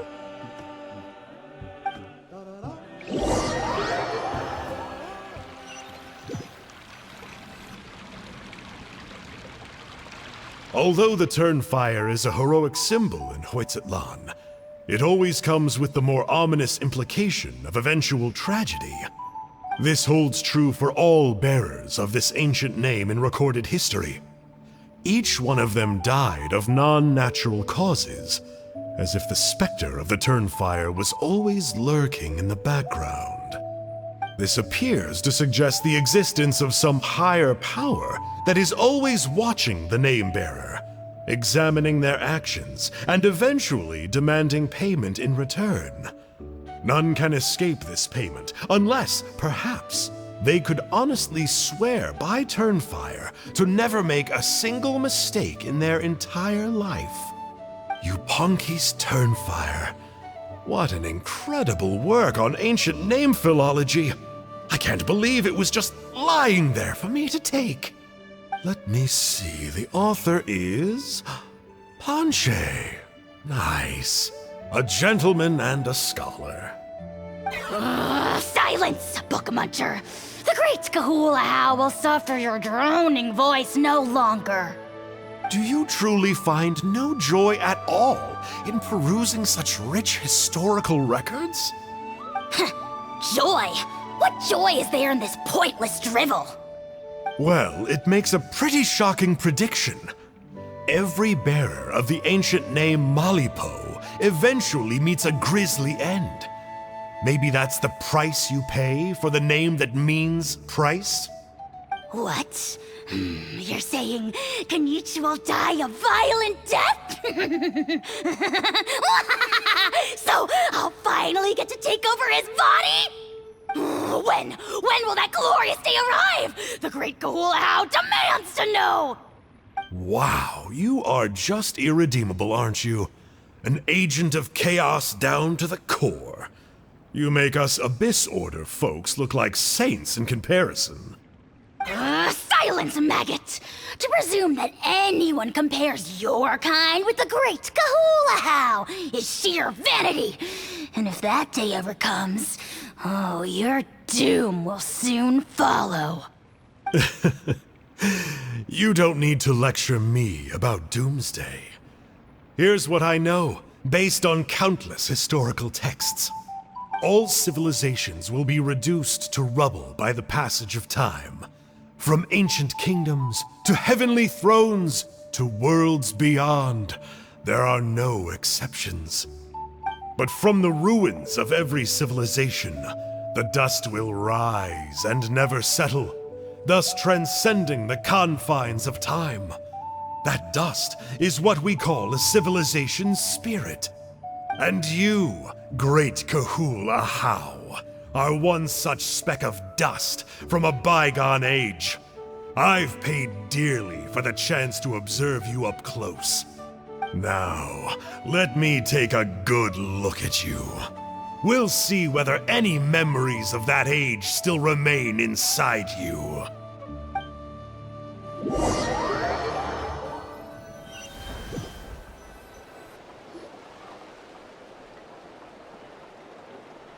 We're so sorry, Mr. Ponche, but we couldn't find your manuscript anywhere. Does that mean all of my hard work was for nothing? You gotta stay positive, Ponche.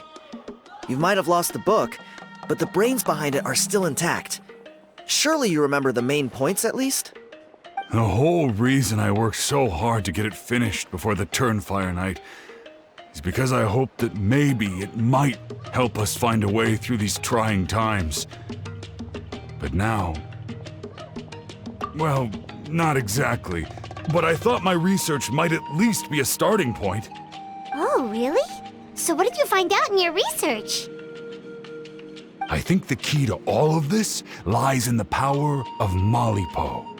Ponche, you know as well as anyone that ancient names don't hold any real power. Symbolic power doesn't count. You're right, but Malipo may be a special case. Given that it first arose in the era of the first Pyro Archon, it might contain remnants of Xbalanque's power. Yeah, I remember that story. My grandpa told it to me when I was a little kid. Maybe you're the special case. Most kids stop believing in that stuff by your age.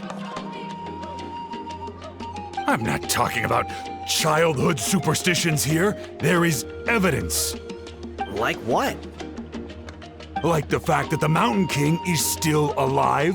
Everyone attributes that to the power of the Abyss. But there's more to it than that. The key factor is that Burkina summoned the power of Malipo at the cost of his own life.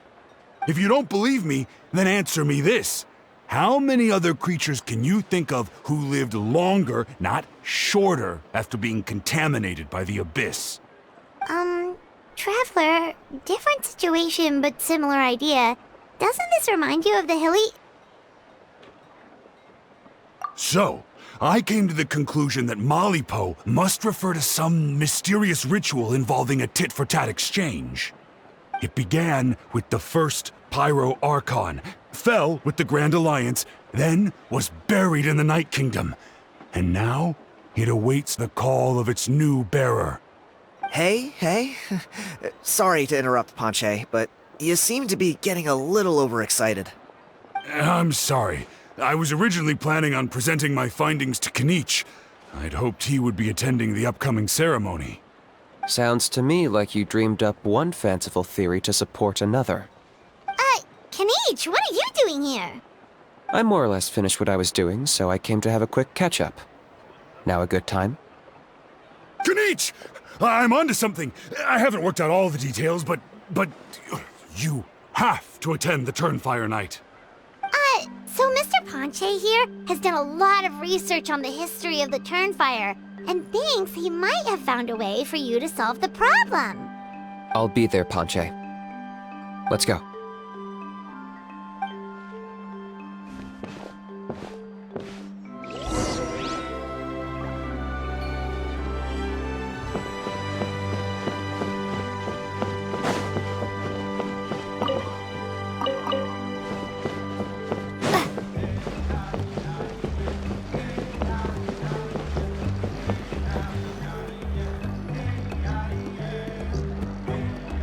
Here will do. Yeah. I'd like your help giving it a trial run tomorrow. If that works, we have our plan come Turnfire night. Sounds like you're not considering Ponche's idea. You heard him. He hasn't worked out the details yet. We need a more practical solution with concrete steps to follow. Yet?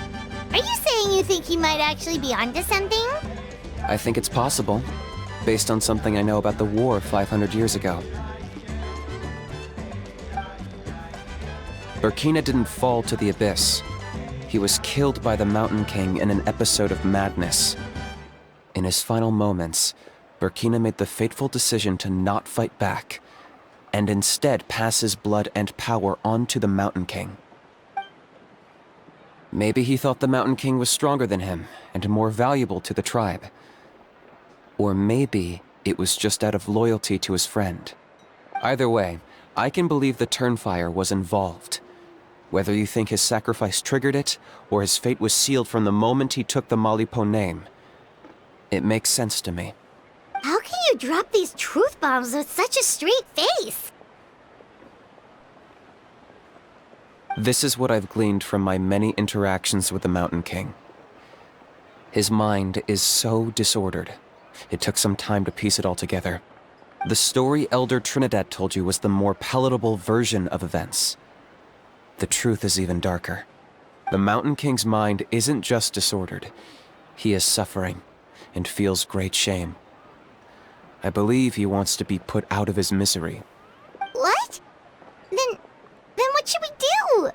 Should we grant him his wish? Of course not. We should help him move to a new home. It's the only practical solution. The Mountain King is a hero to my tribe. An object of worship, even.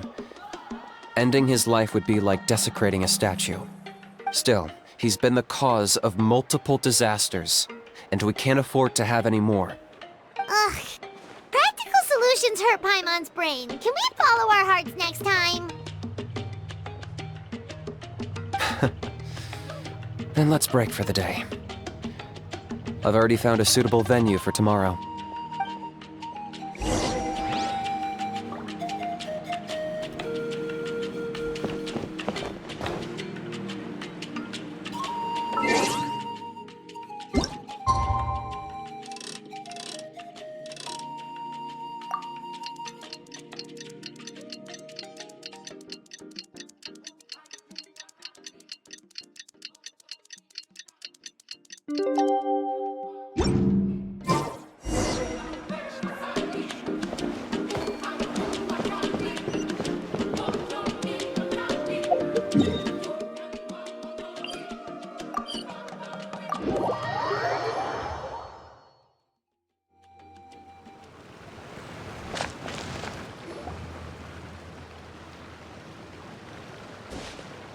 You're here.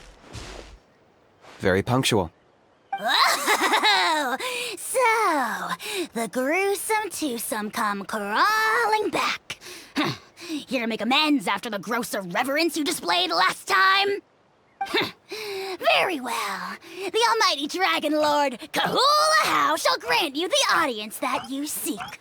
Now pucker up and kiss our feet. Kenichi, didn't you say you found him a teacher? He's just as out of control as ever! Hey! No one gets to discipline the almighty Dragon Lord Kahula. No one! Maybe because I've never had a gentle-natured companion like Paimon to compare against. Is that a compliment? Yeah, I see what I'm missing out on now. And it's a lot. Kenichi! We could drown this measly flying ant in one droplet of spit! How dare you compare her to the almighty Dragon Lord Kahula? Oh, just wait till I possess your dead body! I will commit heinous atrocities! Tear down your legacy! Destroy your reputation! Wreak havoc on your...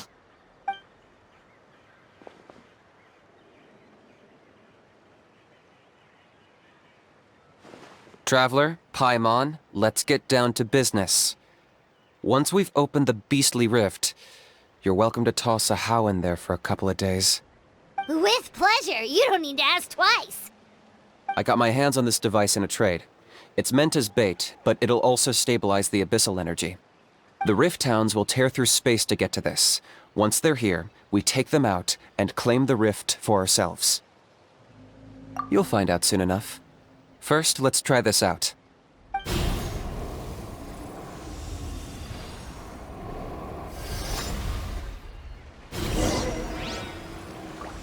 They'll tear you to pieces given half the chance, so be careful.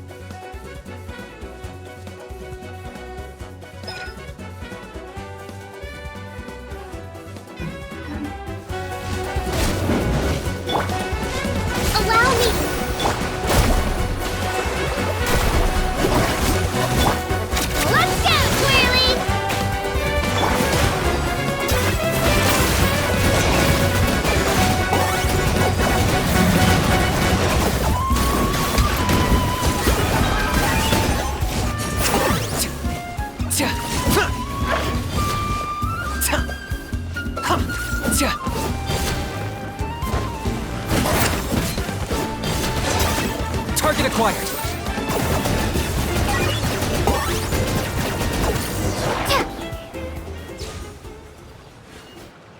Uh-oh. Are there even bigger ones on the way? You see, Kinich? I'm a man of my word. In fact, I'd say I under-promised and over-delivered. Nifty little gizmo, isn't it? I take it this is your true form?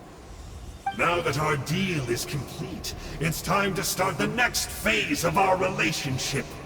I made a promise to the great Kahula How, and now I'm here to seize your body for his use. Cliché, I know. The hero's trusted partner sells him out to the abyss in a shocking act of betrayal. Cue bad guy speech and drawn-out death sequence. Huh? Angel? Huh? Huh? What are you two doing here? Oh, Mr. Kinich, this is not what we agreed on! Traveler, this is the gift I got you. I know you're looking for intel on the Abyss Order, so I thought he might be of use to you. But it looks like you've already met. Yikes. Frosty reception. Gotta say, I kinda pictured this moment going a little differently. Tears of joy welling up in your eyes as you say the words, "It's good to see you again, old friend." Don't be ridiculous. Sounds like you've been reading too many romance novels. There we have it. Change is inevitable and nothing lasts forever. What a pity. Well then, time for you to meet the new me. This time, please call me Sanka. Sanka! Aha! So you're Glasses Guy! You tricked Huni and Toba into telling you a bunch of stories! What does it matter? A name is a superficial label. It's what's deep down inside that counts. And I've shown you the deepest parts of me. That would explain a lot. Why else would you show up here and start acting like a wise guy? You looking for a fight? I'll pass. I do rather like you, as I've said before, but my one quibble is that you really don't know your own strength. Wait, of course! You're the one behind all the recent Abyss activity! Let Paimon guess, you've been provoking the Mountain King too! Haven't I told you before? I'm not part of the inner circle who do our Highness's bidding. My interests are far more low stakes. I spend my time digging for truth in ancient doodads and books. You really think a benchwarmer like me is capable of more than that? I investigated him. He's not connected to the recent events. Just happens to be in the area. So, I struck a deal with him. He helps me summon a rift. I allow him to do some historical research. But that's all over. And now Kinich wants to hand me over to you. Well, I was hoping this would be an opportune moment to whisk away his body. That would have given me some more time to study the great Kahula How. But now I've run into you, which is just my luck. Or maybe I've incited the wrath of the Turnfire, and this is the price I have to pay. But I don't understand. What did I do wrong? Wait, does that count? Let me think. How? You are the worst of the worst! Colluding with the Abyss Order against Kinich? How could you betray your partner? There is no betrayal. The almighty Dragon Lord Kahula How is a partner to no one. Don't worry, I told him to act as bait. Yes, and you should have picked a bigger fish. The Abyss Order? Ha! What a joke. Not even a match for our lowly servant. I put up with this toad's croaking for days, and it was all for nothing. It looks like your disciplinary measures have been less than effective, Mr. Enjo. What did you expect? Behavioral rehab isn't really our thing. Otherwise, we might as well change our name from the Abyss Order to the Abyss Boarding School. The abysmal disorder would suit you better. Kanish! Dispose of him! He is of no further use to us! Traveler?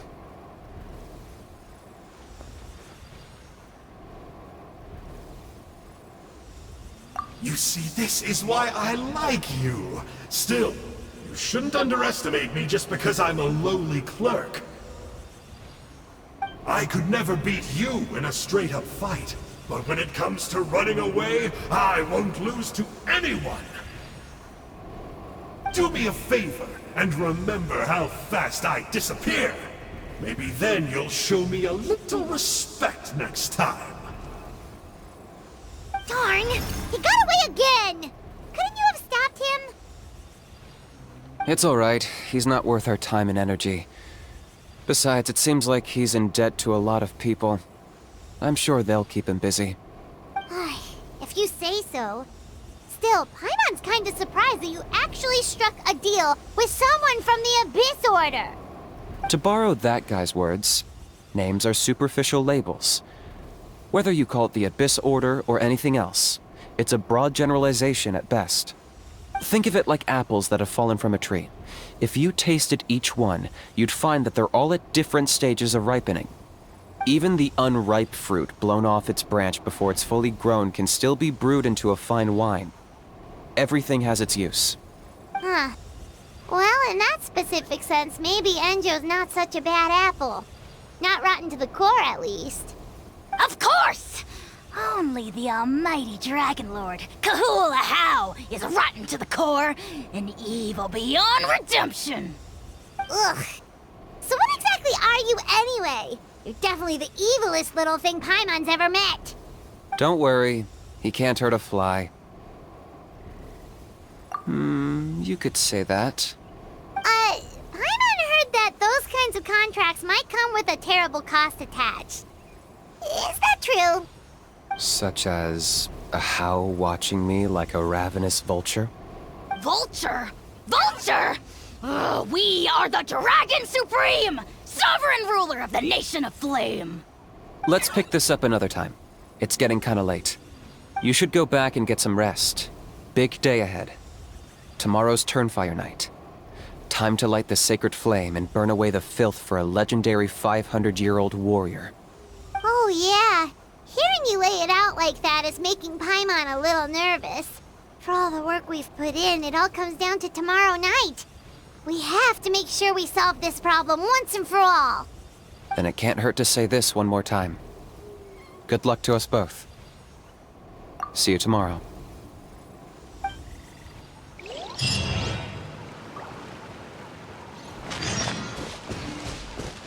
What happened to getting some rest? You're cautious, like me. I get it. But don't worry, like I said, I investigated, and I'm confident he has nothing to do with the Mountain King situation. Before he got tangled up with us, he was looking into the Mare Javari. That's another major part of Natlan's history. Our ancestor, Burkina, once fought a campaign there alongside the 5 other heroes. But it's not such an easy place to get to these days. That's about all I know, though. I have yet to take a job that involves the Mare Javari.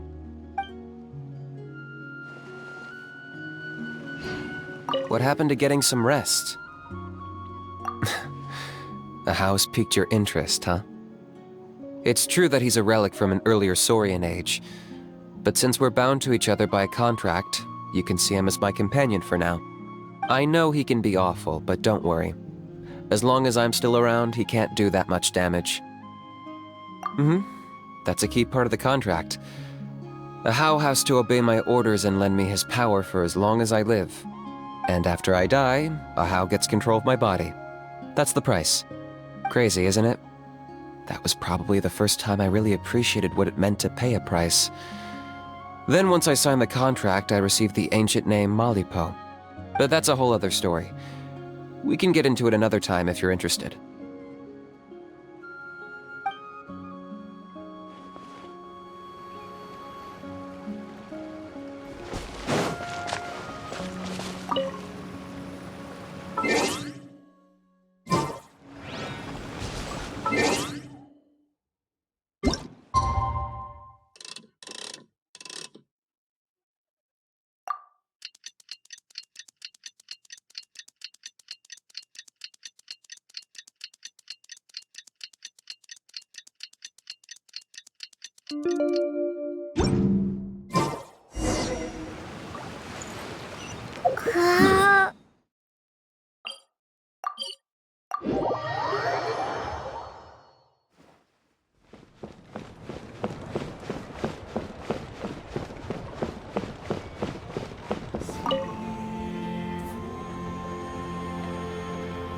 Ah, at long last, you're back.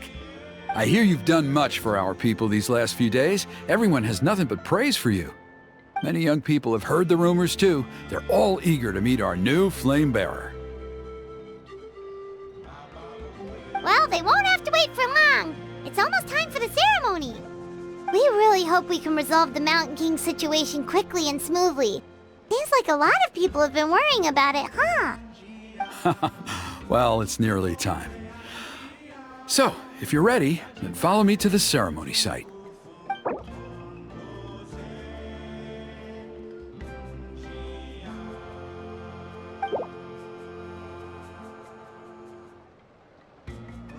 Of course, there's no rush. I can wait for you right here.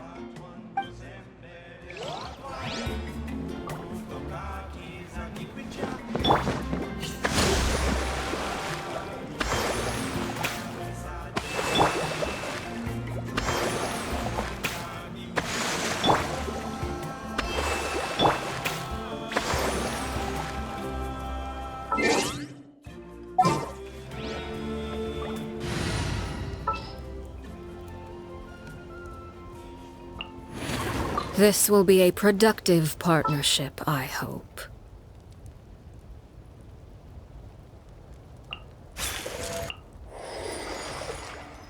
Take heart. Victory will be ours. Sure.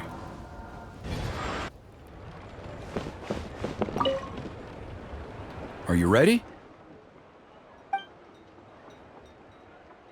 Off we go!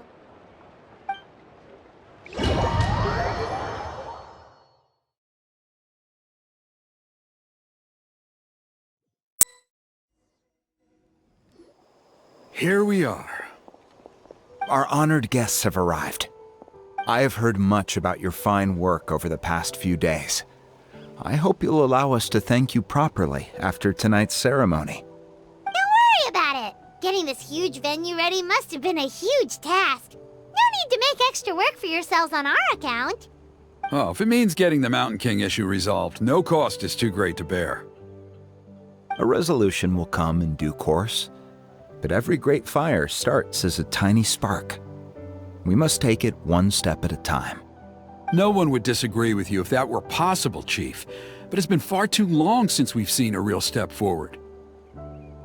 Look around you. Can't you see how our numbers have dwindled since the last Turnfire night? The ceremony was arranged on short notice. Many are away from home and could not make it back in time. That may be so, but still. Good evening, Traveler in Paimon. Kanich! Not a moment too soon. Chief Wayna, Elder Trinidad, could you give us a minute? I'd like to give the Traveler a few pointers as the previous flame bearer. Very well, but make it quick. Let me know when you're done and we will begin the ceremony. Let's step to the side. Has anyone gone over the key steps of the ceremony with you yet? Yeah, Elder Trinidad did, but, Paimon seems to have forgotten them. What a surprise! The flying ant has an ant-sized brain. If you don't want your tongue to be burned off by the sacred flame tonight, I suggest you stay quiet.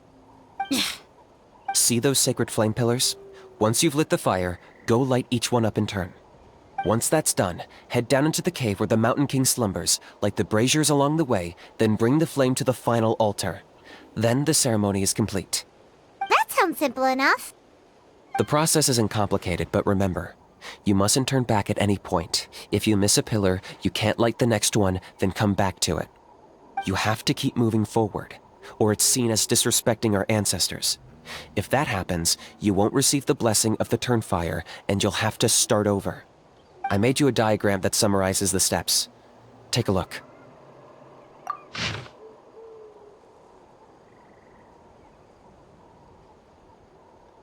So that's our part. What about you? I'll be with you the whole way, and once you've lit the altar, I'll start summoning the rift. You can leave that side of things to me. Just focus on your part. Okay. We'll try to remember all that and get it right the first time. Ready when you are. But I think I saw Huni and the others just now. Maybe you should say hi before you start. Might make you less nervous. Just tell the chief when you're ready.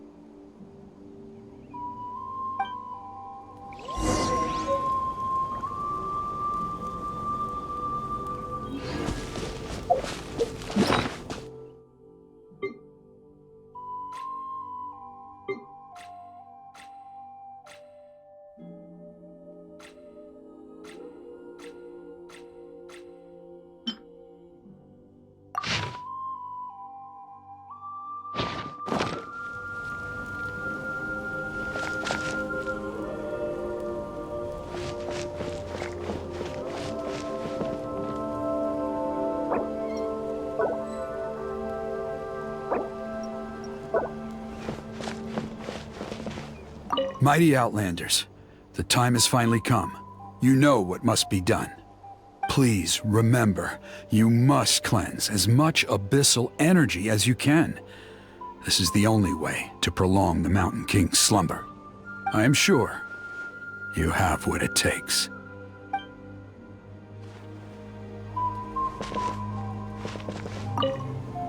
Oh, Miss Traveler! You look so pretty today! You're gonna make sure the Mountain King never threatens us again, right? I believe in you.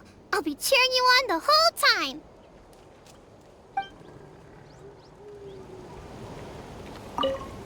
Oh, Miss Traveler! You look so pretty today! You're gonna make sure the Mountain King never threatens us again, right? I believe in you. I'll be cheering you on the whole time.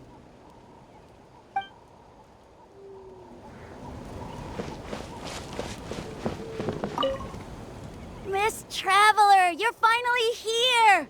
I even dragged my uncle out to watch the ceremony. Although I'd hoped for the Malipo name-bearer to perform this ceremony, that was never anything to do with you, so please don't take it personally.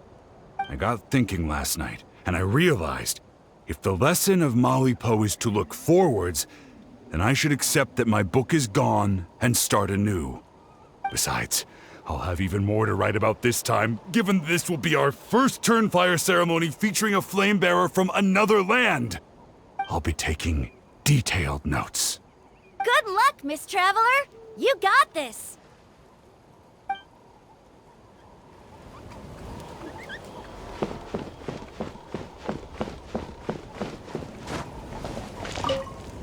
Hey! Bet you're surprised to see me. Didn't think I'd be coming, did you? I was all packed up and ready to go, but then I thought, I wonder if the ceremony will go any differently with the new flame bearer. So yeah, here I am again. I still owe you for that picture you took, so once you start, I'll be dancing to cheer you on. Don't be nervous, you'll do great.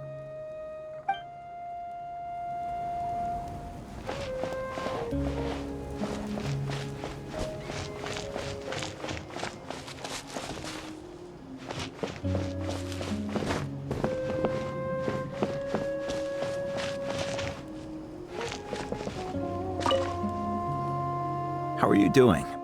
Is all in order? I'm counting on you.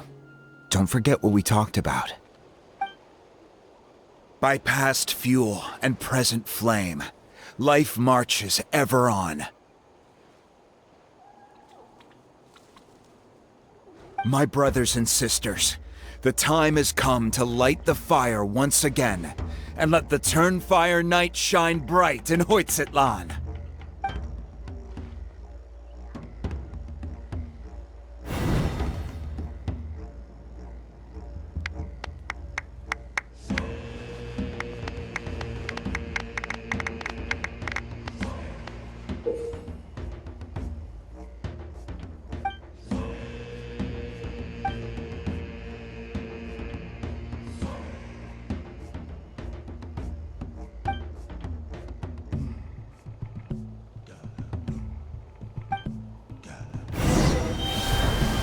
Go get the sacred flame.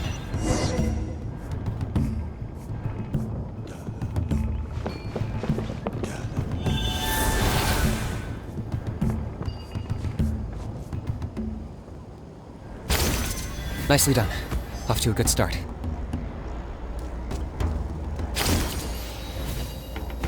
Great stuff.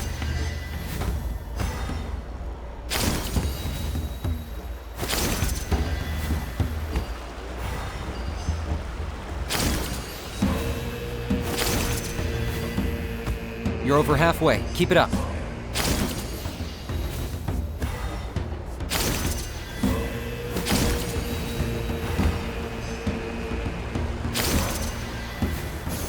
Impressive. Just one more to go.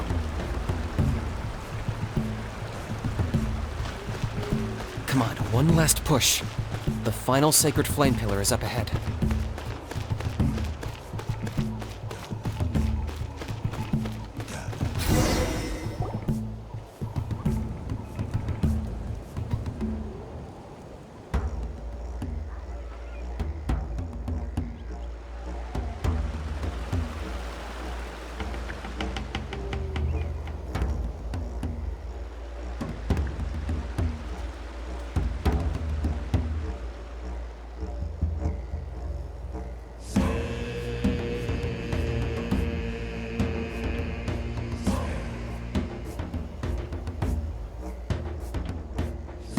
Great!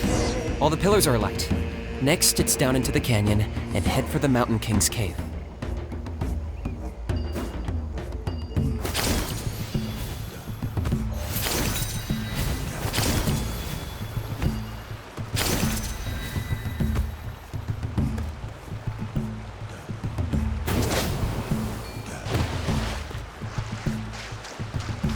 Almost there. The cave is just up ahead.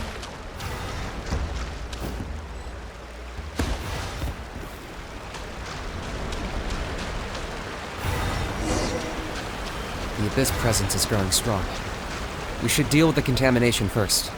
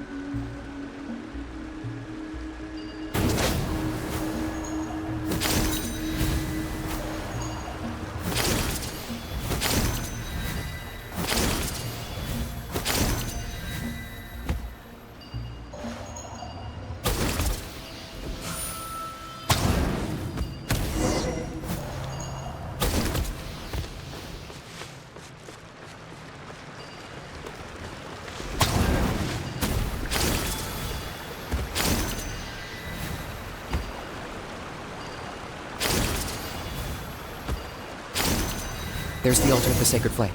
Remember, light up the torches around it first.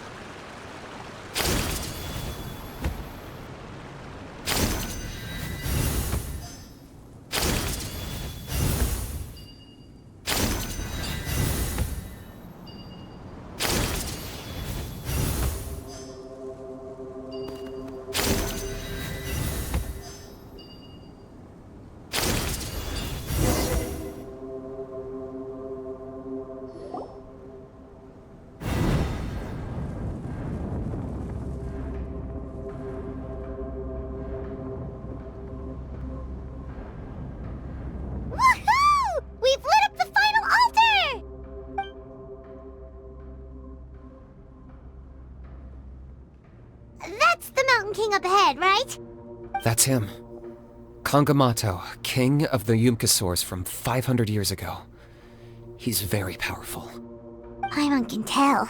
He is huge. Let's tread carefully. We don't want to wake him up. You've made it at last. You did even better than I expected. Traveler, now comes the final and most important step of the ceremony. Please use the power of the sacred flame to cleanse the Mountain King of abyssal filth. There's no need this time.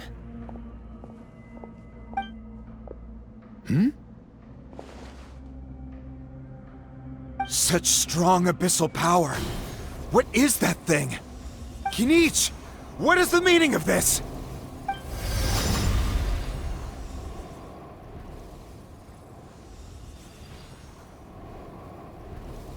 Is that a beastly rift? Chief Wyna, Elder Trinidad, this is about to get a little dangerous. You should step back. What do you think you're doing? Solving the Mountain King issue. You mean by having him torn to pieces by rift hounds? No, stop! We can't let that happen! Foolish Locust! Ugh, can't you see? We're trying to shove your Locust King into the beastly rift! But... I'm sorry, Chief Wyna and Elder Trinidad. This is the only way. Can you promise me that no harm will come to the Mountain King? I can't guarantee it, but I'm fairly confident. Traveler, this is not what we agreed on! You must cleanse the Mountain King of every last trace of abyssal contamination! Okay, I see what this is. You've been in cahoots this whole time!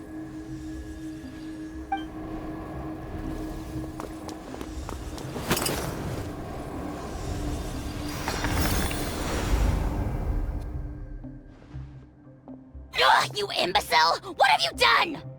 Oh no! The device is destroyed! You forced my hand. I had no choice. Elder Trinidad! What are you doing?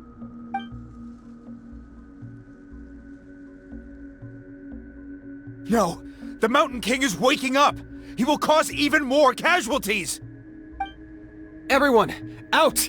Now!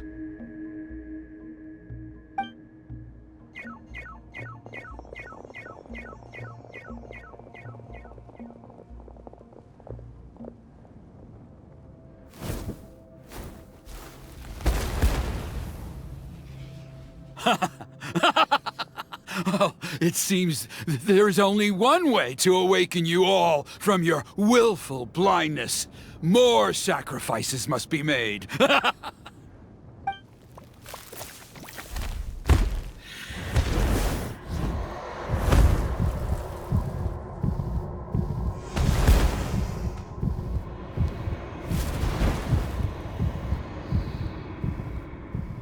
Take me, O Mountain King! Take me as your next sacrifice!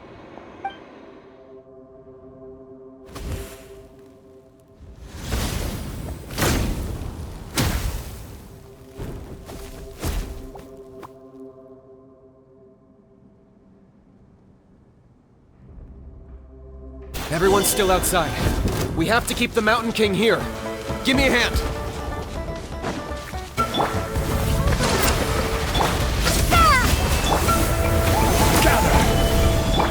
Locked up! Watch out for the fruits he's spitting out. We can use those against him.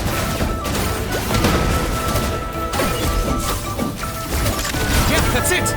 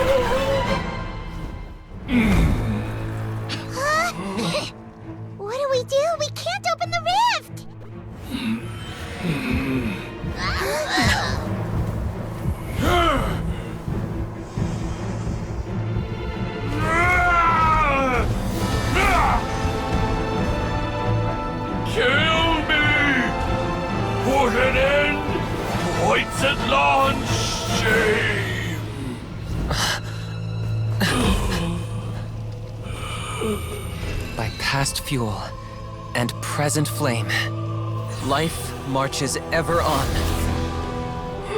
Oh, Burkina, I must atone.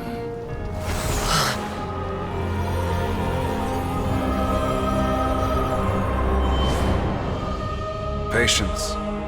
We will answer to the fire for all our deeds. Even if one day I fall behind, never look back. Keep moving forward, as we are now.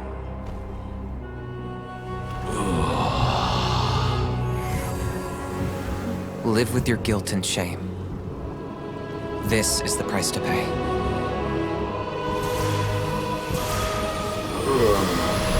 Heir to the Turnfire, please use my ruined vessel to train the heroes of the future. The will of Kangamato will march ever on, till the abyss is stamped out.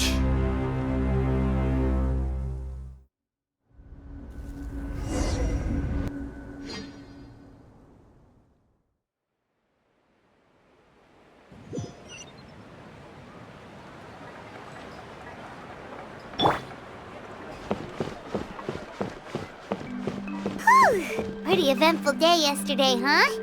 Paimon wonders how things are doing now. Let's go ask the chief!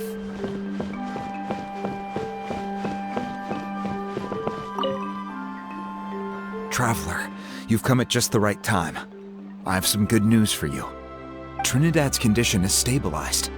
He suffered burns on much of his body, but we believe he'll survive. Guess that's the best news we could hope for. Paimon has to ask, is everyone in your tribe such a risk-taker? First Kinich, then Elder Trinidad? Is this the scions of the Canopy's adventurous spirit in action? We're simply not afraid to charge ahead into the unknown. He's fine. Don't worry. He's gone to check on the Mountain King. Something most mysterious has happened. After the incident yesterday, a transparent shell is formed around the Mountain King's body. We don't understand the mechanism behind it, but the shell appears to insulate him against the influence of abyssal power. It is somewhat akin to a scab, in that it stops the abyssal energy within him from bleeding out, while also preventing further abyssal energy from seeping in and infecting him. We've never seen anything like it. The tribe's most senior elders believe it was caused when he was burned by the sacred flame, similar to the way burned wood becomes charcoal. I think their theory makes sense. After all, we've never thrown the Mountain King directly into the sacred flame before. Wow. So it's made a barrier against abyssal energy? That's a good thing, right? It's practically a miracle from what we've seen of it so far. It means that the Mountain King's level of abyssal energy is now stable. No longer will we need to perform an annual cleansing ceremony. Wow, that's amazing! I know what you're thinking. The young people in the tribe are already speculating that yesterday's ceremony was a Turnfire night like none other in our history. Because you and Kinich, you summoned the very flame that appears in our ancient legends. A great transparent ball of fire. And that fire is what saved the Mountain King. Whoa! So that was the real Turnfire? I may be the chief of this tribe, but I've only ever known the Turnfire as a concept in our legends. I cannot answer that question. If anyone can answer it, I suspect it would be the bearer of the Malipo name. He is in the Mountain King's cave as we speak. Ah, so Kinich then. Why don't we go see how he's doing?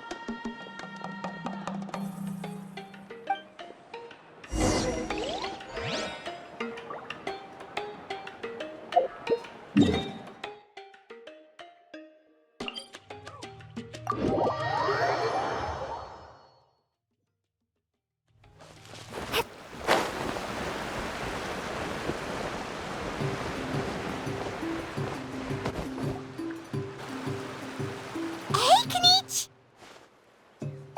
Hey yourselves. You two doing okay after yesterday? We were gonna ask you the same question. You scared Paimon half to death when you Sorry, I couldn't just stand and watch the Mountain King get burned alive. So you thought you'd try and extinguish the sacred flame with Dendro? Or is that an attempt to make the almighty Dragon Lord Kahulahow die of laughter?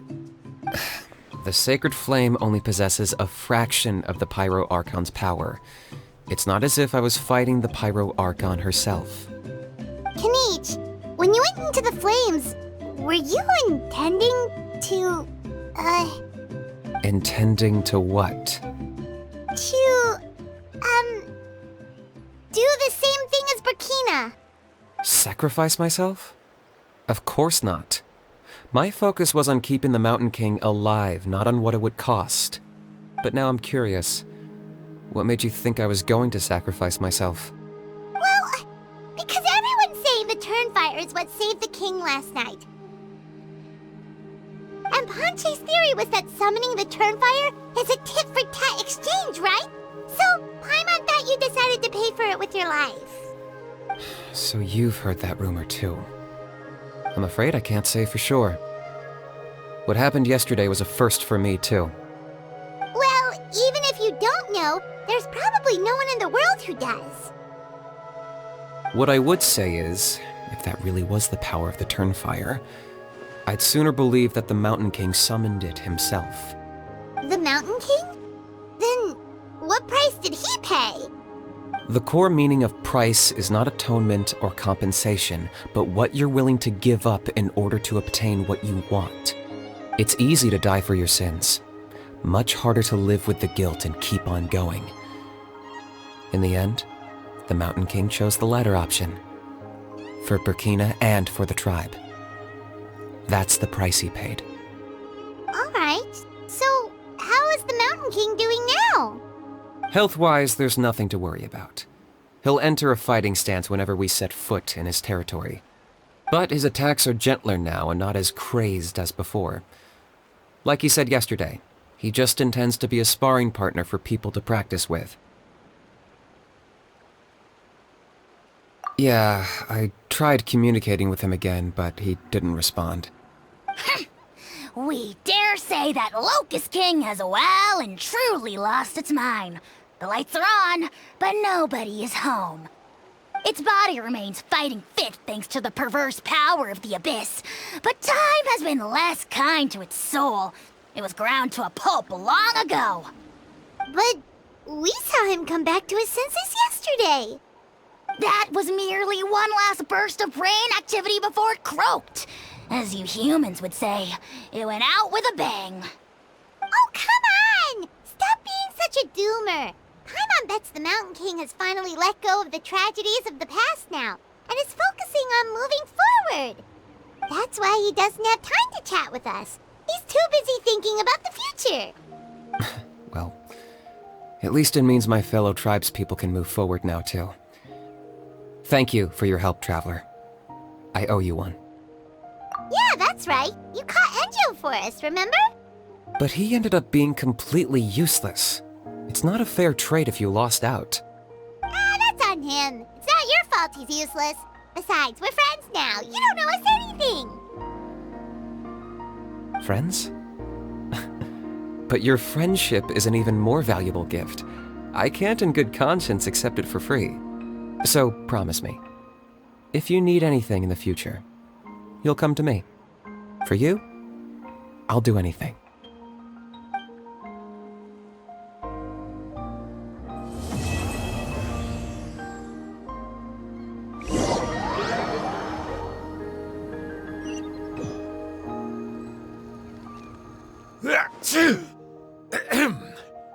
So, in the end, only poor little Huni got the sad ending? Yeah, everyone's happy except me. First Nana, then my dad. Why does everyone in my family have to suffer? Huni, it'll be okay. Your dad will get better soon. Toba, you're my friend, so I shouldn't say this to your face. But it was all the Mountain King's fault. Huh? Now hold your horses, kiddo. If you promise not to fight, Uncle Sanka will tell you a story. Okay, before you roll your eyes out of your skull, I promise you can trust me. I almost got my eyebrows burned off by the Turnfire after last time. That's why I came back, to make it up to you. All right, I'll just get to the point. Do you know what Uncle Sanka loves the most about your people? What? Your extreme sports. Huh? On my first day here, I got hit by someone falling out of the sky. I believe you call it bungee jumping? It's a dangerous sport, to be sure, but the courage it took to make the jump impressed the heck out of me. So, I introduced myself to the jumper, we made friends, and I even helped treat her wounds. Oh, such a nice friend. Of course. Anyway, the good times didn't last, because I got captured by a powerful foe, so we had to part ways for a while. In the hands of the enemy, I was scorned, scolded, and nearly given away as a gift. Oh, it was so humiliating. A horrible experience to look back on. Why does Uncle Sanka always have to suffer, I thought. So I feel your pain, Huni. I was in the same position. But in the end, I made it through, and I left all of those painful memories in the past. I even managed to reunite with my friend. Is that it? The moral of the story is to look forward in life, right? Yeah, we've heard that one millions of times. Sorry, Uncle Sanka, but you're not cut out to be a teacher. Very smart, Huni, but not quite smart enough. What I'm trying to tell you is that after I reunited with my friend, I found her injuries were all healed, but she really missed her family. So, I thought you might like to see her too. She's right behind you. Turn around and see. Another trick about not turning back? I'm not falling for that one again. Huh?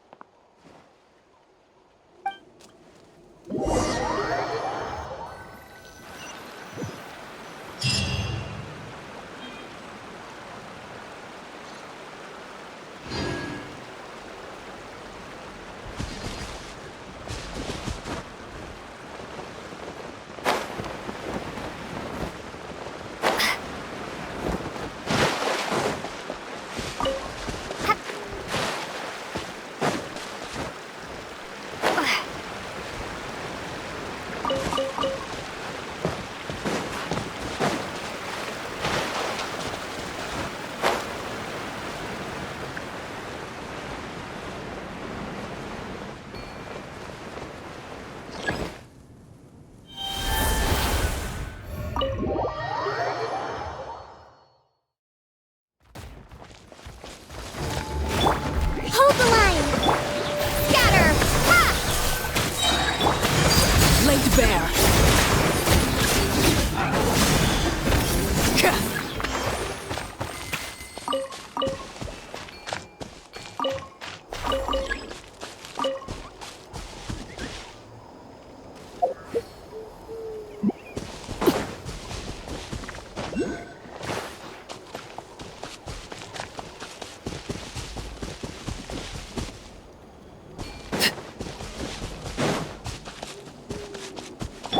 All right, Order, let's finish guys. this fast.